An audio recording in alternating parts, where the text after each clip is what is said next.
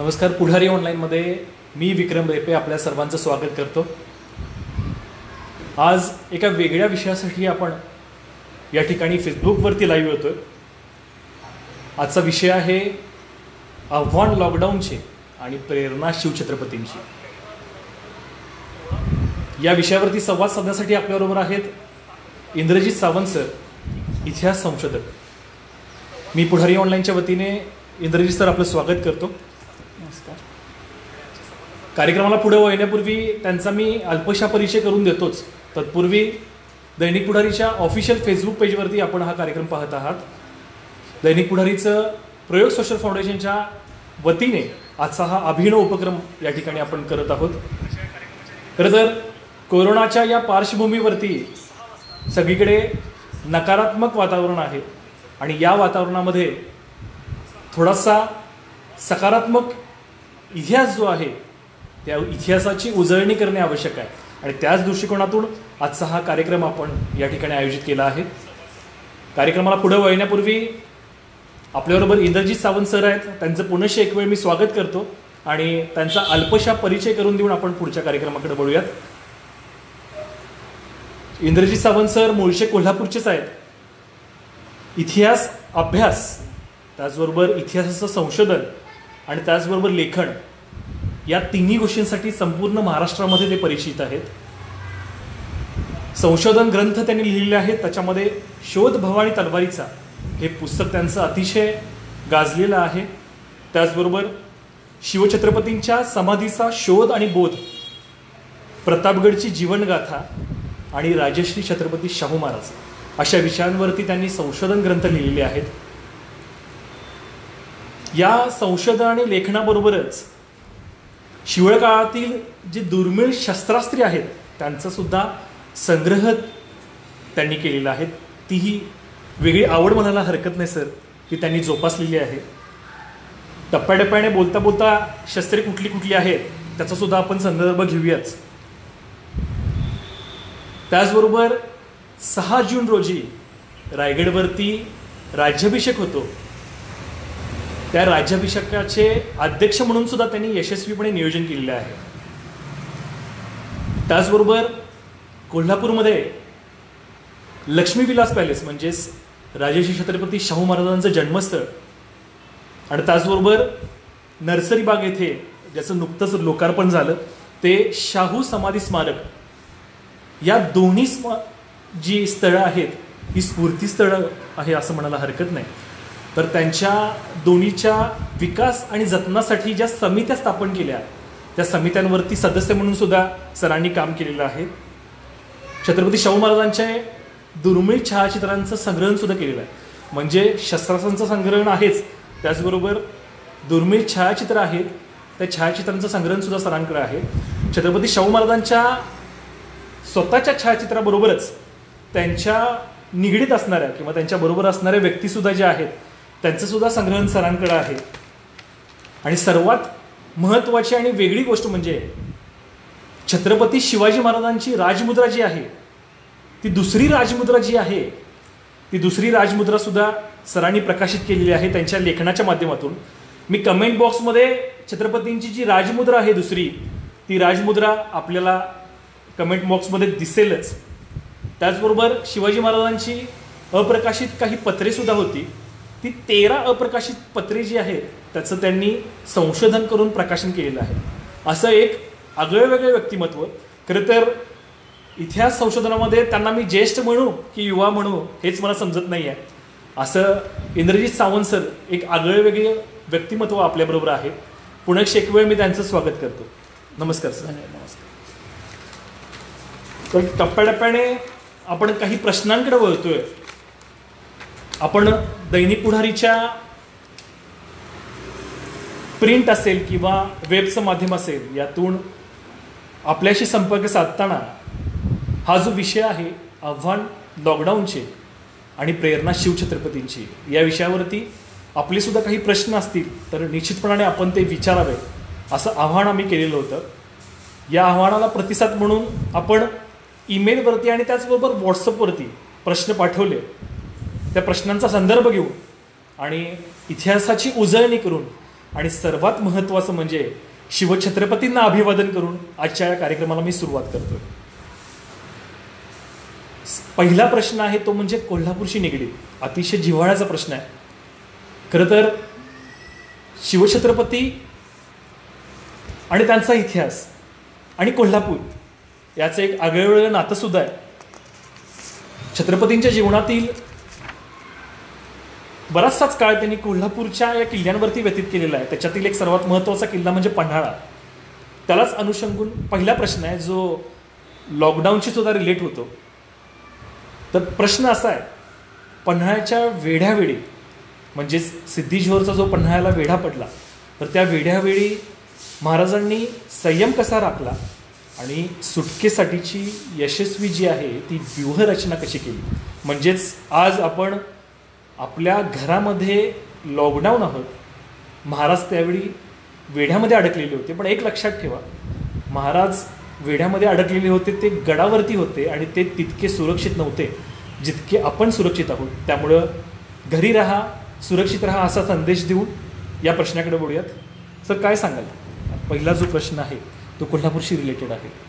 कोल्हापूरला शिवाजी महाराजांचे जे पदस्पर्श झाला त्याच्याविषयीचे काही ठोस पुरावे आपल्याला इतिहासात मिळतात.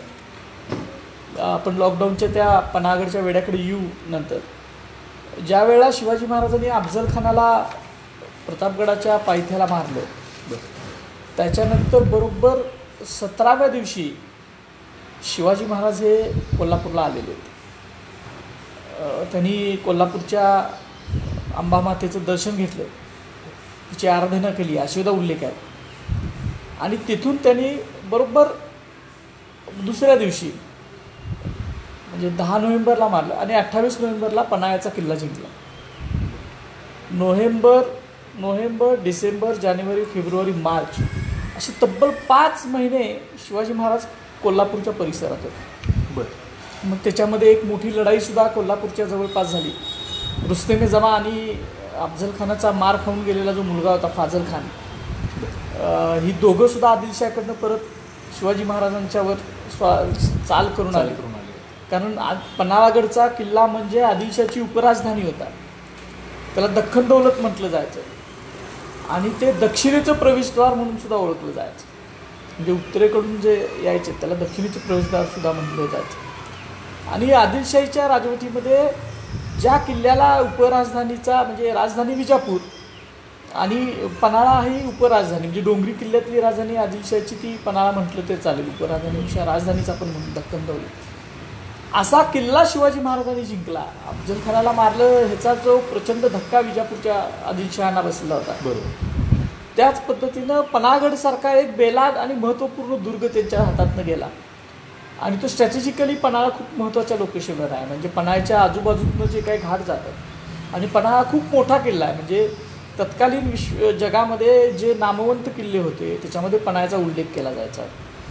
आणि आदिलशाची सगळी समृद्धी जी आहे, आदिलशाचं सगळं जे संपत्तीचं हे आहे ते सगळं पन्हाळ्याच्या परिसरातून जाणाऱ्या घाटमार्गांवर अवलंबून होतं. म्हणजे इथला आंबा घाट असेल किंवा विशाळगडच्या पायथ्याचा घाट असेल, इकडं खाली फोंडा घाट तिकडच्या कोकणाच्या बाजूचा असेल. कोकणाचं एक प्रवेशद्वारच म्हणायला हरकत. हा, कोकणाचा प्रवेशद्वार सुद्धा होता आणि सगळा रिव्हेन्यू तिथून जनरेट व्हायचा.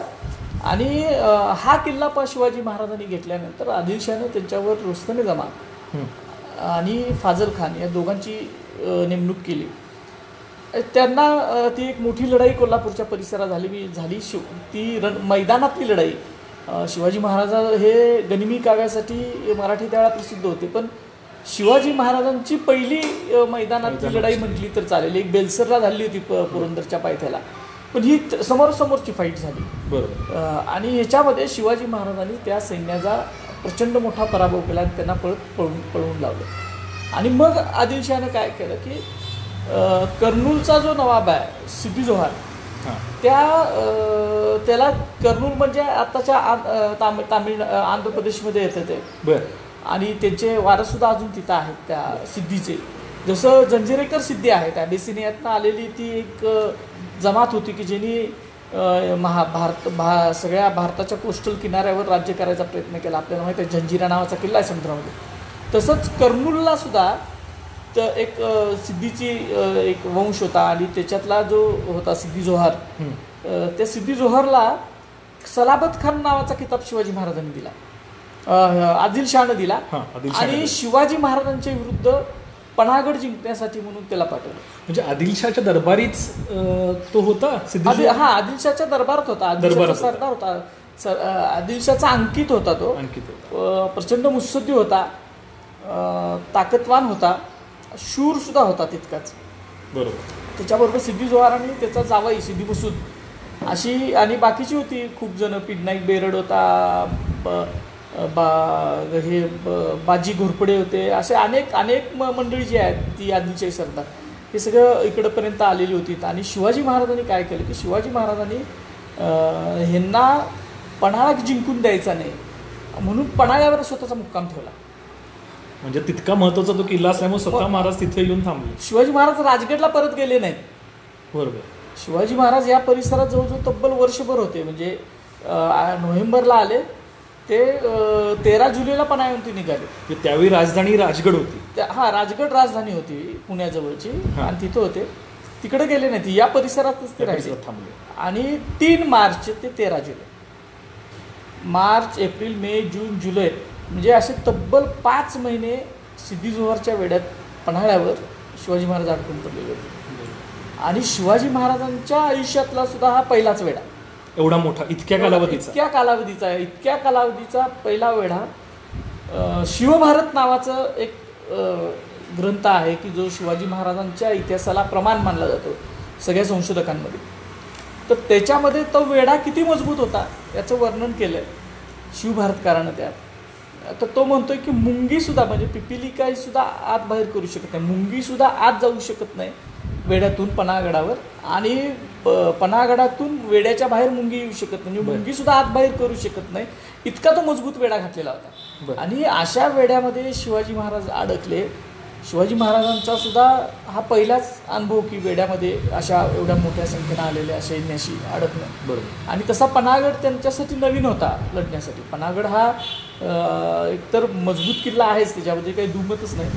आणि ते अडकले महाराज त्याच्यामध्ये सिद्धी जोहरच्या वेड्यामध्ये. तो वेढा जो होता ना, म्हणजे उत्सुकता काय आहे, आत्ता जी भौगोलिक रचना आहे पन्हाळ्याच्या बाजूची, तो कुठल्या कुठल्या गावांमध्ये तो तसा पडलेला होता. आत्ताच्या भौगोलिक रचनाचा, आत्ताची गावाचा संदर्भ घेतला तर वेढा म्हटलं तर आपल्या डोक्यात काय येतं की आता आपण चित्रपटामध्ये वगैरे म्हणतो की 1 to 1 अशी माणसं सगळी अशी वेढा उभारली असतील, असं नसतं. वेढा म्हटल्यानंतर किल्ल्यावरून बाहेर जाणाऱ्या आणि किल्ल्यावर येणाऱ्या हे ठराविक वाटा असतात. बर. त्या वाटा रोखून धरणं. किल्ल्यावर जिथनं आपत्कालीन मार्ग आहेत ते सगळे आपत्कालीन मार्ग जे शत्रूला माहीत आहेत ते सगळे रोखून धरणे. आणि हे आदिलशाही सैन्याला माहीत असणं साहजिक होतं, कारण आदिलशहाचाच किल्ला होता तो. इतक्या जवळजवळ शतकानुशतकं 2 शतकं तरी तो आदिलशाच्या ताब्यात होता. त्यामुळं आदिलशहाच्या सैन्याला, आदिलशहाच्या अधिकाऱ्यांना सैन्याच्या तब्बल सगळं त्यांना माहीत होतं. म्हणजे त्यांना काय माहीत होतं की किल्ल्याचे चोर दरवाजे किती आहेत पन्हागडाचे, बरोबर, कुठल्या कुठल्या मार्गानं पन्हागडावर पोचता येतं, लपून छपून रसद पोचवायची असेल तर ती सुद्धा कुठनं आपण पोचवू शकतोय, हे सगळं माहीत असल्यामुळं त्यांनी ते सगळं बंद केलं होतं. भौगोलिक परिस्थिती माहिती होती की किल्ला कसा वरचा माणूस लढवू शकतो. किल्ल्याचा आणि किल्ल्याच्या परिसराचा भूगोल हा शिवाजी महाराजांपेक्षा आदिलशाहीला जास्त माहीत होता. बरोबर. आणि म्हणून महाराज त्या वेड्यामध्ये अडकले. तिथनं निसटून सहजासहजी जाऊ शकले नाहीत. 5 महिन्याचा काळ एखाद्या किल्ल्यामध्ये वेड्यात अडकणं आणि शिवाजी महाराजांसारख्या सेनापतीचा ही साधी गोष्ट नाही आहे. पण त्याच्यानंतर महाराज जे सगळ्यात जास्त अडकले ते आग्र्याला औरंगजेबाच्या ह्याच्यात. पण तेवढा एवढा 5 महिन्याचा कालावधी नाही आहे म्हणजे आग्र्याच्या औरंगजेबाच्या कैदेमध्ये. आणि एवढ्या लांब असताना ते निष्ठून परत आले. हे आपण बोलू नंतरचा विषय. तर पण महाराजांसारखा सेनापती, महाराजांसारखा योद्धा, महाराजांसारखा मुत्सद्दी, खरं तर महाराजांना शहाजी महाराजांनी ज्या ज्या कला शिकवलेल्या होत्या जिजाऊनी आणि शहाजी महाराजांनी, त्याच्यामधनं वेड्यातून निष्ठून जाण्याची सुद्धा कला शिकवलेली आहे शत्रूच्या वेड्यातून. म्हणजे अशी सगळ्या कला माहीत असणारा हा महान सेनापती त्या किल्ल्यावर अडकला. 5 महिने तब्बल किल्ल्यावर अडकले महाराज. बरोबर.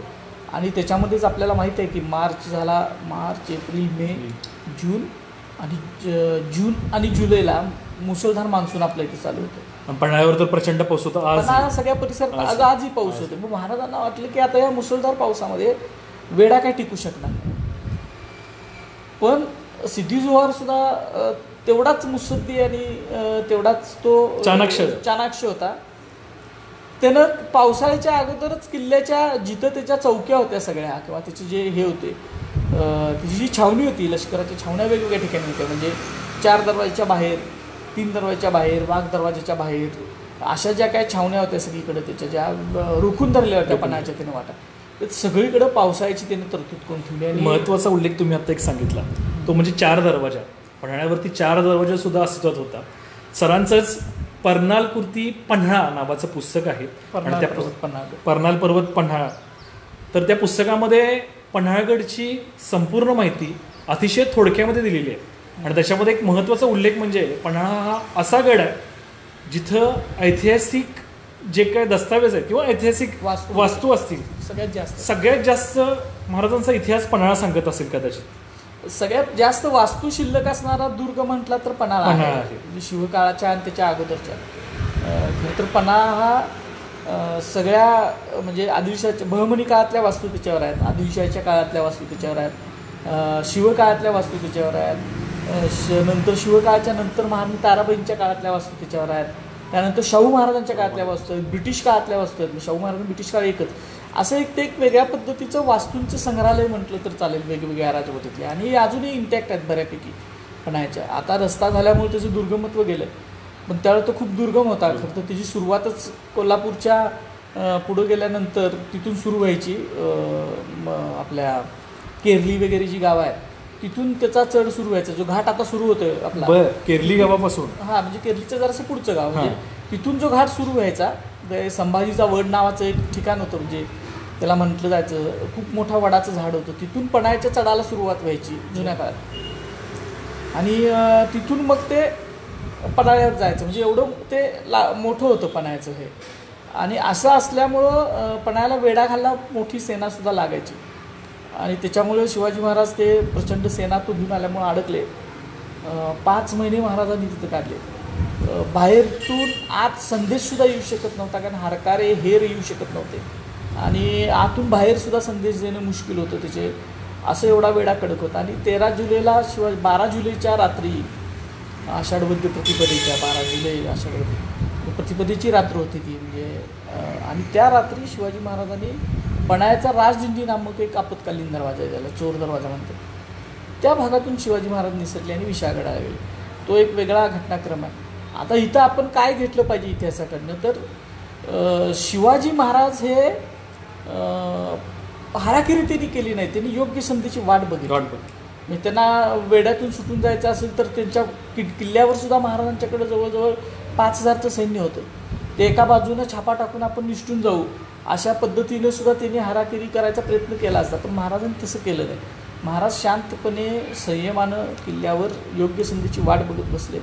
आणि ज्या वेळेला त्यांनी पूर्ण प्लॅन केला पन्हाळ्याहून निसटायचं कुठून, माणसं किती बरोबर घ्यायची, कुठल्या मार्गानं जायचं, कुठल्या दिशेने जायचं, कुठल्या किल्ल्यावर जायचं, मध्ये शत्रू पाठीमागनं आल्यानंतर त्याला आपण अडवायचं कसं, या सगळ्या योजना शिवाजी महाराजांनी त्या ह्याच्यामध्ये केल्या होत्या पन्हाळ्याच्या वेढ्यामध्ये. म्हणजे हे सांगण्यासारखा विषय असा आहे की विशाळगडला त्यावेळेला ज्या वेळेला पन्हाळा जिंकला शिवाजी महाराजांनी नोव्हेंबर महिन्यामध्ये 28 नोव्हेंबर 1659, त्याच दरम्यान शिवाजी महाराजांनी आदिलशाचा विशाळगडचा किल्ला सुद्धा जिंकून घेतलेला होता. आणि त्या किल्ल्यावर मावळातील जे शिवाजी महाराजांच्या बरोबर अफजल खानला मारण्यासाठी जे सैन्य आलेलं होतं त्याच्यातलं बांदलांची एक तुकडी होती. बांदल म्हणजे जे बांदल प्रमुख खूप शूर होते. त्या बांदलांच्या सैनिकांना आणि त्याच्याबरोबर बांदलांचे सेनापती जे होते ते बाजीप्रभू देशपांडे, त्यांचे बंधू फुलाजीप्रभू देशपांडे आणि बांदलांचा प्रमुख रायाजी बांदल, ही सगळी मंडळी विशाळगडवर त्यांची नेमणूक होती. आणि ज्या वेळेला पन्हाळगडला वेढा पडणार होता त्यावेळेला त्या बांदल तक्रारीमध्ये असा उल्लेख आला की बेबुदी कारणे म्हणजे संग्रह रसद साठा करण्यासाठी विशाळगडावरून हे जे बांदलांचं सैन्य आहे ते पन्हाळगडावर आले. बोलवून घेतलं त्यांना, कारण कोकणातून रसद ती पन्हाळगडावर महाराजांनी बोलवून घेतली असणार आहे. आणि तो जो सगळा तो त्या सैन्यानं पन्हाळा ते विशाळगडच्या कदाचित जास्त रस्तेसाठी असल्यामुळं कदाचित 2, 3, 4 त्यांनी फेऱ्या केलेल्या होत्या. आणि त्या सैन्याला पन्हाळगडावरून विशाळगडाकडे जाण्याचा आणि विशाळगडावरून पन्हाळगडाकडे येण्याचा पूर्वानुभव होता. कारण महाराजांच्याकडे नवीनच आल्यामुळं हा प्रदेश, आणि म्हणून महाराजांनी आणि ते सैन्य सगळं जवळजवळ 600 पदाती बांधलांचे हे महाराजांच्याबरोबर तिथं अडकलेले होते. आणि म्हणून महाराजांनी त्यांना आपल्याबरोबर घेतलं. त्याबरोबर संभाजी जाधव होते, विठोजी काटे होते, हैबतराव बांधल होते, अशा सगळ्या मंडळींना महाराजांनी आपल्याबरोबर घेतलं. आणि पन्हाळगडाच्या वेड्यातून महाराज निसटले. महाराज निसटले, आणि निसटले म्हटल्यानंतर ते काय सहजासहजी निसटणं नव्हतं. वेड्यातून निसटले असतील त्यांनी छापा टाकून एक चौकी जी आहे म्हणजे मसाईपटाच्या बाजूनं ते त्याच्यामध्ये दुसरा एक भाग येतो की महाराज ज्या मार्गाने गेले तो मार्ग महाराजांच्या हेरानी शोधून काढला होता. खरं तर तो परमानंदांना असं म्हटले की तो जुना व्यापारी मार्ग जो विस्मरणात गेलेला होता लोकांच्या. विस्मरणात म्हणजे लोक लक्षात राहिले नव्हती. कारण आदिलशहानं ज्या वेळेला पन्हाळा आणि विशाळगड हा सगळा प्रदेश घेतला तेव्हा मलकापूर नावाचं एक शहर वसवलं. आपल्याला माहीत असेल अजूनही मलकापूर आहे. बरोबर. आणि विशाळगडावरून पहिल्यांदा मलकापूरला यायचं आंबा घाटाच्या ह्या सगळ्या मार्गातून, आणि मलकापूरवरून पन्हाळ्याला यायचं असा मार्ग राजमार्ग सुरू झाला. आणि मधला जो प्राचीन व्यापारी मार्ग होता म्हणजे जो मसाईपठारच्या खांद्यावरून आणि मसाईपठारच्या माथ्यावरून ये जा करत होता म्हणजे विशाळगडापासून ते पन्हाळगडापर्यंत, तो विस्मरणात गेलेला व्यापारी मार्ग अगदी स्पष्ट म्हटलं इतिहासाच्या त्या साधनामध्ये की विस्मरणात गेलेला व्यापारी मार्ग महाराजांच्या हेराने शोधून काढला. आणि त्या मार्गानं शिवाजी महाराज पन्हाळा ते विशाळगडाकडे गेले. हा मार्ग त्यावेळेला पावसाळ्यात खरं तर सगळे मार्ग सह्याद्री पर्वतातले बंद होत होते. सह्याद्री पर्वतातले म्हणजे त्यावेळेला पावसाळ्यात हालचालीच होत नव्हत्या, म्हणजे सैन्याच्या हालचाली तर होतच होत नव्हत्या. मग महाराजांनी हा मार्ग निवडण्यामध्ये त्याच्यातसुद्धा महाराजांचं चाणाक्षत्व आणि सेनापतित्व दिसून येतं की ज्या मार्गानं जो मार्ग होता ज्या मार्गानं गेल्यावर वेढे, ओढे, नाले, नद्या हे पावसाळ्यामध्ये कितीही पाऊस पडू दे त्याच्यामध्ये त्यांना सहजासहजी तो पार करता यायचा. त्याला उतार होते.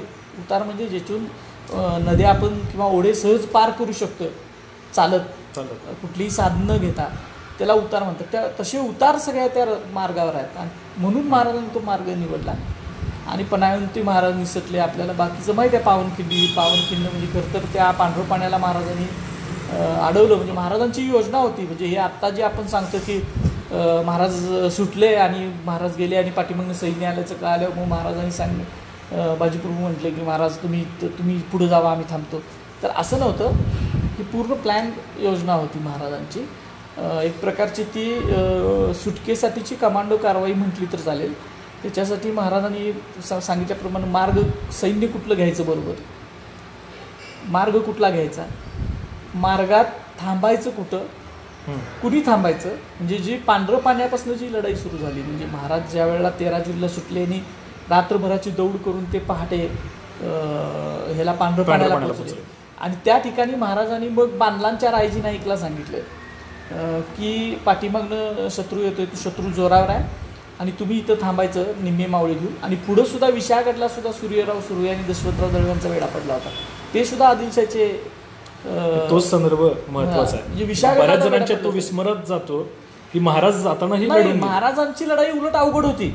म्हणजे खरं तर तिथं खिंडीत लढणं हे अवघड होतंच. कारण एवढ्या सगळ्या वेळेच्या रात्रभराच्या दौडीनं चिखलातनं पावसातनं यायचं, थकायचं आणि परत येणाऱ्या मोठ्या शत्रूला ताज्या दमाच्या तोंडनं हे काय साधी गोष्ट नव्हती. पण त्याचबरोबर शिवाजी महाराजांना सुद्धा तो वेढा फोडून विशाळगडावर जायचं होतं. आणि वेढ्यात बसलेलं सैन्य हे खूप ताज्या दमाचं होतं. मागणं येणारं सैन्य त्यानं सुद्धा दौड केली होती पन्हाळ्यापासून, पण वेढ्यात बसलेलं सैन्य तर ताज्या दमाचं होतं. आणि म्हणून हा जो काय सगळा भाग होता. आणि असं जर महाराजांनी केलं नसतं तर समजा महाराजांनी ठरलं असतं की नाही आपण दौडत जायचं, कुणीच मध्ये थांबायचं नाही, तर दोन्ही सैन्याच्या मध्ये म्हणजे पाठीमागनं जो सिद्दी मसूदचा रेटा येत होता. म्हणजे सिद्दी मसूदचं मी मुद्दाम म्हणून नाव का घेतो तर सिद्दी मसूद हा सिद्दी जुहारचा जावाई होता. हा एक नंबरची गोष्ट. दुसरी सिद्दी मसूद किती शूर होता, तो पराक्रमी किती होता, तो साधा सेनापती नव्हता. नंतरच्या कालावधीमध्ये म्हणजे शिवाजी महाराजांच्याच वेळेला म्हणजे 1700 राज्याभिषेकाच्या नंतर आदिलशहाची सगळी सूत्र त्या सिद्दी मसूदनं आपल्या ताब्यात घेतलेली. म्हणजे सिद्धी मसूदचं महत्त्व हे आहे की महाराजांचा पाठलाग सुद्धा कुठल्या तरी एरागाबाळ्या कुठल्या सेनापतीनं केला असा भाग नव्हता. तो त्या सिद्धी मसूदनं केला की जो नंतर आदिलशाही जो ताब्यात घेतोय असा तो सेनापती होता. त्याला महाराजांनी चकवलं आणि त्याच्याबरोबर पाठीमागनं त्याच्याबरोबर जे सैन्य असेल 2,500-3 हजाराचं तर त्या सैन्याला थोपवण्याचं काम हे बांदल सैनिकांनी त्यावेळेला त्या सगळ्या परिसरामध्ये पांढरं पाण्यापासून किती लढाईचा स्पॅनच विशाळगडपर्यंत आहे. लढाईची सुरुवात झाली ती पांढरं पाण्याला सुरुवात झाली आणि पांढरं पाण्यापासून विशाळगड आत्ताच्या अंतर 18 किलोमीटरचं अंतर आहे. 18 किलोमीटरचं अंतर आहे आणि महाराज स्वतः त्या लढाईमध्ये दुडी हातात 2 पट्टे घालून विशाळगडच्या पायथ्याला लढले आणि मगच वरती गडावरती त्यांना प्रवेश मिळाला. विशाळगडावर गेले. हे पुन्हा एकदा सांगणं गरजेचं आहे, कारण असं नाही आहे की तू थांब आणि तू मर आणि मग मी जातो असा विषय नाही आहे त्याच्यामध्ये, की तुला सुद्धा लढायचं आहे पण आपल्या सगळ्यांना लढायचं आहे. आणि विशाळगडावर गेल्यानंतर महाराजांनी काय केलं की विशाळगडावर महाराज एवढ्या त्वरेने गेले, खूप फास्टमध्ये महाराजांनी सुद्धा अंतर गाठलं. म्हणजे जरी ते सैन्य सगळं दमलं असलं लढाईकून वर गेले आणि वर गेल्यानंतर महाराजांनी तिथल्या ताज्या दमाच्या सैन्याला आदेश दिले आणि खाली ते सैन्य परत पाठवलं. हे जे सैन्य लढत होतं जे बाजीप्रभू आणि यांच्यावर त्यांना प्रोटेक्शन आणि त्यांना रिवोक करायला वेळ मिळावा, त्यांना वेळ मिळावा याच्यासाठी. म्हणजे महाराजांनी तिथं लढा आणि तुम्ही गायब व्हा तिथून अशी स्ट्रॅटेजी नव्हती. आज जी बाजीप्रभूंची आणि फुलाजी प्रभूंची समाधी विशाळगडावर जे दाखवल्या जातात तर त्या बांदल जे सैन्य लढलं त्यांची एक तक्रीर आहे. तक्रीर म्हणजे इतिहासातला कागदांची अनेक महजर असतो, तक्रीर असते, पत्र असतात, असे कौलनामे असतात, अशी वेगवेगळी पद्धत आहे. त्यातलं एक तक्रीर आहे ती त्या कुटुंबातल्या व्यक्तीनं आपलं म्हणणं मांडलेलं आहे ते. तर त्याच्यामध्ये असं स्पष्ट म्हटलं की बाजी प्रभू आणि फुलाजी प्रभूंचं जे शव आहे ते पार्थिव ते वर गडावर आणलं. ते महाराजांनी पाहिलं आणि त्याची विल्हे लावायचे आदेश दिले, काळजी नाही करा. म्हणजे स्वतः बघितलेलं आहे. म्हणजे सैन्य जे खाली पडलं महाराजांच्या लढाईसाठी ते कुठं पडले आपल्याला इतिहासात नोंद नाही आहे, आपल्याला त्याच्याकडे माहीत नाही. पण विशाळगडाच्या आसपास लढत त्यांनी थोपत ते आले असतील आणि मग त्यांचं तिथं धारातीर्थी ते पडले असतील. आणि वरच्या सैन्यानं जे ताज्या दमाचं सैन्य ते आणि खाली गेलं पाठीमागचं जे सैन्य राहिलं होतं निवडक जे काय 300 मधले 20, 25, 100 किती राहिले असतील ते या सगळ्या मावळ्यांनी मिळून ते शव आणि सगळे ते आपल्या सहकाऱ्यांची जे आहेत डेड बॉडीज त्या सगळ्या गडावर नेल्या. महाराजांनी ते स्वतः नजरेनं पाहिल्या असं म्हटलेलं आहे त्याच्यामध्ये. आणि मग त्यांचं तिथं दहनविधी झाला आणि मग त्यांच्या समाध्या बांधल्या गेल्या. ही जी काय लढाई आहे हे तर बाजीप्रभूंचं बांदल सैनिकांचं ते शौर्य आहेच त्या लढाईमध्ये, त्याच्याबद्दल काय प्रश्नच नाही. कारण पण त्याचबरोबर शिवाजी महाराज आणि त्यांच्याबरोबर जी 300 जणं गेलीत ना परत विशाळगडावर त्यांचं तर खूप मोठं शौर्य आहे की तिने तिथून ते वेढा फोडून गडावर जाणं ही सुद्धा खूप अवघड गोष्ट होती. स्ट्रॅटेजिक प्लॅनिंगच आहे. आणि त्या याचमुळं ही जी काही गोष्ट आहे की आपण असं सहज सांगतो की वेड्यातून निसटले रात्री गेले आणि मग असं नाही, प्री प्लॅन्ड प्रत्येक गोष्ट केलेली आहे. म्हणजे विशाळगडावर सुद्धा कदाचित महाराजांच्या सैन्याला निरोप गेला असेल हेरांच्या मार्फत की तुम्ही या दिवशी महाराज पन्हाळगडावरून निघणार आहेत, तुम्ही तिथं तयारीत राहा की तुम्हाला खाली लढाई सुरू झाली किंवा निरोप तुम्हाला आला की तुम्ही वरून खाली अटॅक करायचा. आणि त्याचं महाराज विशाळगडच्या पायथ्याला पोहोचल्यानंतर ते स्वतः सुद्धा लढले आणि वरून जी फळी होती किल्ल्यांवरची ती आली असणार. आणि त्याचं खूप मोठं वर्णन चांगलं म्हणजे खरं तर महाराजांनी पाठवून दिलं असं म्हटलं. म्हणजे महाराज वर गेले आणि ते ताज्या दमाचं सैन्य पाठवलं आणि मग विशाळगडाच्या पायथ्याची भूमी रक्तानं लाल झाली याचं वर्णन परमानंदानं केलेलं आहे खूप चांगल्या पद्धतीने. म्हणजे अजून एक विषय आहे. आता मला वाटतं जवळपास 25-30 वर्ष पन्हाळा ते पावनखिंड पदभ्रमंती सुरू आहे.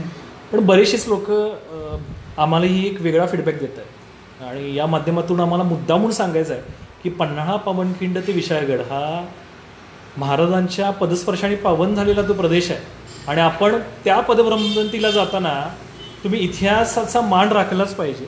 काही जण पिकनिक म्हणून ते करायला जात आहेत तर त्यांच्यासाठी तुम्ही चांगला संदेश द्या. काय विषय झाला आहे त्याला खूप वेगळ्या पद्धतीनं हा ट्रेक म्हणून घेतला जायला लागलेला आहे. P2P म्हणजे पन्हाळगड टू पावनखिंड. तर तो पन्हाळगड ते विशाळगड असा ट्रेक होता. अगदी बरोबर. दुर्दैवानं पावनखिंडीपर्यंत लोकांनी आणून ठेवला आणि त्याला एक वेगळ्या पद्धतीनं मान्सून ट्रीप जशी असते तशा पद्धतीनं काही लोक सगळीच नाहीत खूप लोक इतिहासप्रेमी आहेत, भावनेनं जातात, त्या भावनेनं जातात. आणि तो ट्रेक केल्यानंतर, ती मोहीम केल्यानंतर साधारण शिवाजी महाराजांनी त्यांच्या मावळ्यांनी कशा पद्धतीनं हाल सहन केले या सगळ्या ह्याच्यामध्ये, आणि त्यांची स्ट्रॅटेजी काय होती, युद्धनीती काय होती, ह्याचा सगळ्याचा अभ्यास होतो. पण त्याला असं P2P आणि असं वेगळंच काय तर नावं देणं इंग्लिशमधली, आणि मग त्याचं अवमूल्यन केल्यासारखं होतं खरं तर या सगळ्या इतिहासाचं, आणि ते करू नये असं माझं मत आहे या विषयावर. या कार्यक्रमाच्या माध्यमातून आपल्याला सर्वांना विनंती करतोय की पन्हाळा पावनखिंड आपण निश्चितपणे तो ट्रेक करा, पण इतिहासाचं भान राखून आणि त्याचबरोबर निसर्गाचंही भान राखून. तर या पन्हाळ्याच्या विशागडपर्यंतचा प्रवास जो होता महाराजांचा, तो आपण आता इंद्रिय सरांकडून जाणून घेतलेला आहेच. वळूयात पुढच्या प्रश्नाकडे. तो थोडासा मागच्या प्रश्नाला रिलेटेड करूनच आहे की महाराजांनी पन्हाळगडावरती ज्यावेळी वेढा होता तेव्हा काही स्ट्रॅटेजिक प्लॅनिंग केलेलं असावं, सैन्याची व्यवस्था कशी केली असावी त्याचंही त्यांनी भान राखलं, निसर्गाची सुद्धा साथ आपल्याला कशी मिळेल हा सुद्धा दृष्टिकोन होता. यामुळंच महाराजांना मॅनेजमेंट गुरु म्हणतात. खरं तर आज आपणच आपला इतिहास जाणून घेत नाही आहे का, की जाणीव आपल्याला तिथपर्यंत त्या दृष्टिकोनातून होत नाही आहे का, हा प्रश्न आहे. कारण की परदेशामध्ये जर शिवाजी द मॅनेजमेंट गुरु असा जर पाठ्यपुस्तकांमध्ये विषय असेल, मॅनेजमेंटच्या MBAच्या स्टुडंटना जर तो विषय असेल आणि आपल्याकडे तर तो विषय नसेल, तर निश्चितपणाने ते दुर्दैव आहे. त्यामुळे असा एक प्रश्न आपल्याकडे आलेला आहे की शिवाजी महाराजांना मॅनेजमेंट गुरु असं का संबोधतात, आणि मॅनेजमेंटच्या विद्यार्थ्यांनी शिवचरित्रापासून काय शिकावं. खरं तर याच्यामध्ये आता या मागच्या 2 वर्षामध्ये 4थीच्या पुस्तकामध्ये शिवरायांचे प्रशासन नावाचा जो धडा आहे, हां, तो मी डॉक्टर रमेश जाधव या दोघांनी मिळून तो धडा लिहिला. बरं. आणि म्हणजे जवळजवळ तो एक काही धडे त्यातले कमी केले थोडेसे 4थीच्या इतिहासाच्या पुस्तकामध्ये, आणि तो शिवरायांचे प्रशासन नावाचा धडा लिहिला आहे. तो त्याचं हे कारण आहे की शिवाजी महाराजांचं जे कार्यकाल आहे तो, आता ह्याच्यामध्ये मी मुद्दा म्हणून एक पुस्तक इथं ठेवलं आहे की ह्याच्यामध्ये सगळी त्याच्यात हे दिलं, शिवाजी महाराजांच्या आयुष्याचा कालपट आहे. त्यांचं आयुष्य एकंदर 18,306 दिवसाचं आहे, आणि त्याच्यामध्ये हे जे काम केलं हे त्र्यंबक शंकर शेजवलकर नावाचे एक मोठे संशोधक महाराष्ट्रात होऊन गेले. त्याने शिवचरित्र लिहिण्यासाठी घेतलं होतं. दुर्दैवानं त्यांच्या हातनं ते पूर्ण झालं नाही, पण त्यांनी तर शिवचरित्र आराखडा आणि त्याची प्रस्तावना त्यांच्या मृत्यूनंतर छापली गेली, आणि तो प्रकाशित झालेला ग्रंथ आहे. ह्याच्यामध्ये एकंदरीत त्यांच्या जे सगळ्या 18,306 दिवसाचं जे आयुष्य आहे, म्हणजे 1630चा जन्म धरला तर, म्हणजे एकंदरीत आपण वर्षामध्ये रूपांतर केलं तर किती वर्ष होते? 50 वर्ष होतं. तर एवढ्या कालावधीमध्ये शिवाजी महाराजांनी महाराष्ट्रात किती दिवस काढले, कुठे दिवस काढले, कुठल्या दिवशी ते कुठं होते, स्वस्थ किती दिवस होते आणि स्वारीवर किती दिवस होते, ह्याची सगळी माहिती याच्यामध्ये त्यांनी दिलेली आहे. तर असं आपल्या लक्षात येतं की महाराजांच्या आयुष्यामधला साधारण 3-4 वर्षाचा कार्यकाल हा स्वारीवरचा कार्यकाल आहे, आणि बाकीचा सगळा कार्यकाल जो आहे तो महाराजांचा हा म्हणजे बघा इथे दिलेला आहे. त्याने एकूण 16,254 दिवस जे आहेत ते महाराज स्वस्थ आहेत, आणि 2052 दिवस जे आहेत ते महाराज स्वारीवर आहेत. एक वेगळी माहिती आहे. हां, म्हणजे महाराजांचं आपण हे सुद्धा घेतलं पाहिजे की महाराजांनी नुसत्या लढाया केल्या नाहीत. लढाया हे तर प्रमुख अंग आहे महाराजांचं, पण महाराजांनी नुसत्या लढाया केल्या नाहीत, तर महाराजांनी एक सुंदर व्यवस्थापनाचा धडा आपल्याला घालून दिलेला आहे. अगदी बरोबर. मॅनेजमेंट हा इंग्लिश शब्द झाला, आपण व्यवस्थापन. आणि महाराजांच्या पत्रातून महाराजांचं व्यवस्थापन किती बारकाईचं होतं ह्याची काही उदाहरणं आपल्याला आहेत. लढाईतली तर आहेतच अनेक, पण महाराजांनी आपल्या सैन्याला जे आदेश दिले त्याच्यामध्ये राज्याभिषेकाच्या अगोदर दळवटणे, चिपळूणच्या पुढं एक दळवटणे नावाचं गाव आहे, अजून सुद्धा गाव आहे. त्या दळवटणे गावामध्ये महाराजांच्या पागेची छावणी पडली होती. पागा म्हणजे घोडेस्वारांची. आणि तिथल्या सगळ्या जुमलेदारांना, पायकांना, खलकांना महाराजांनी एक पत्र दिले. त्या पत्रामध्ये मोठं पत्र आहे ते, त्याच्यामध्ये धुंदी करून चारायचं नाही घोड्यांना, म्हणून तो तुम्ही चारला आणि नंतर चारा कमी पडला तर घोडी तुम्हीच मारली असे होईल. त्यामुळे जो कारकून देईल तेवढंच रास्त घ्यायचं आणि तेवढंच घोरंडा, म्हणजे जेवढं गरजेचं आहे दररोज तेवढंच तुम्ही चारायचं, रसद व्यवस्थित हे करायची.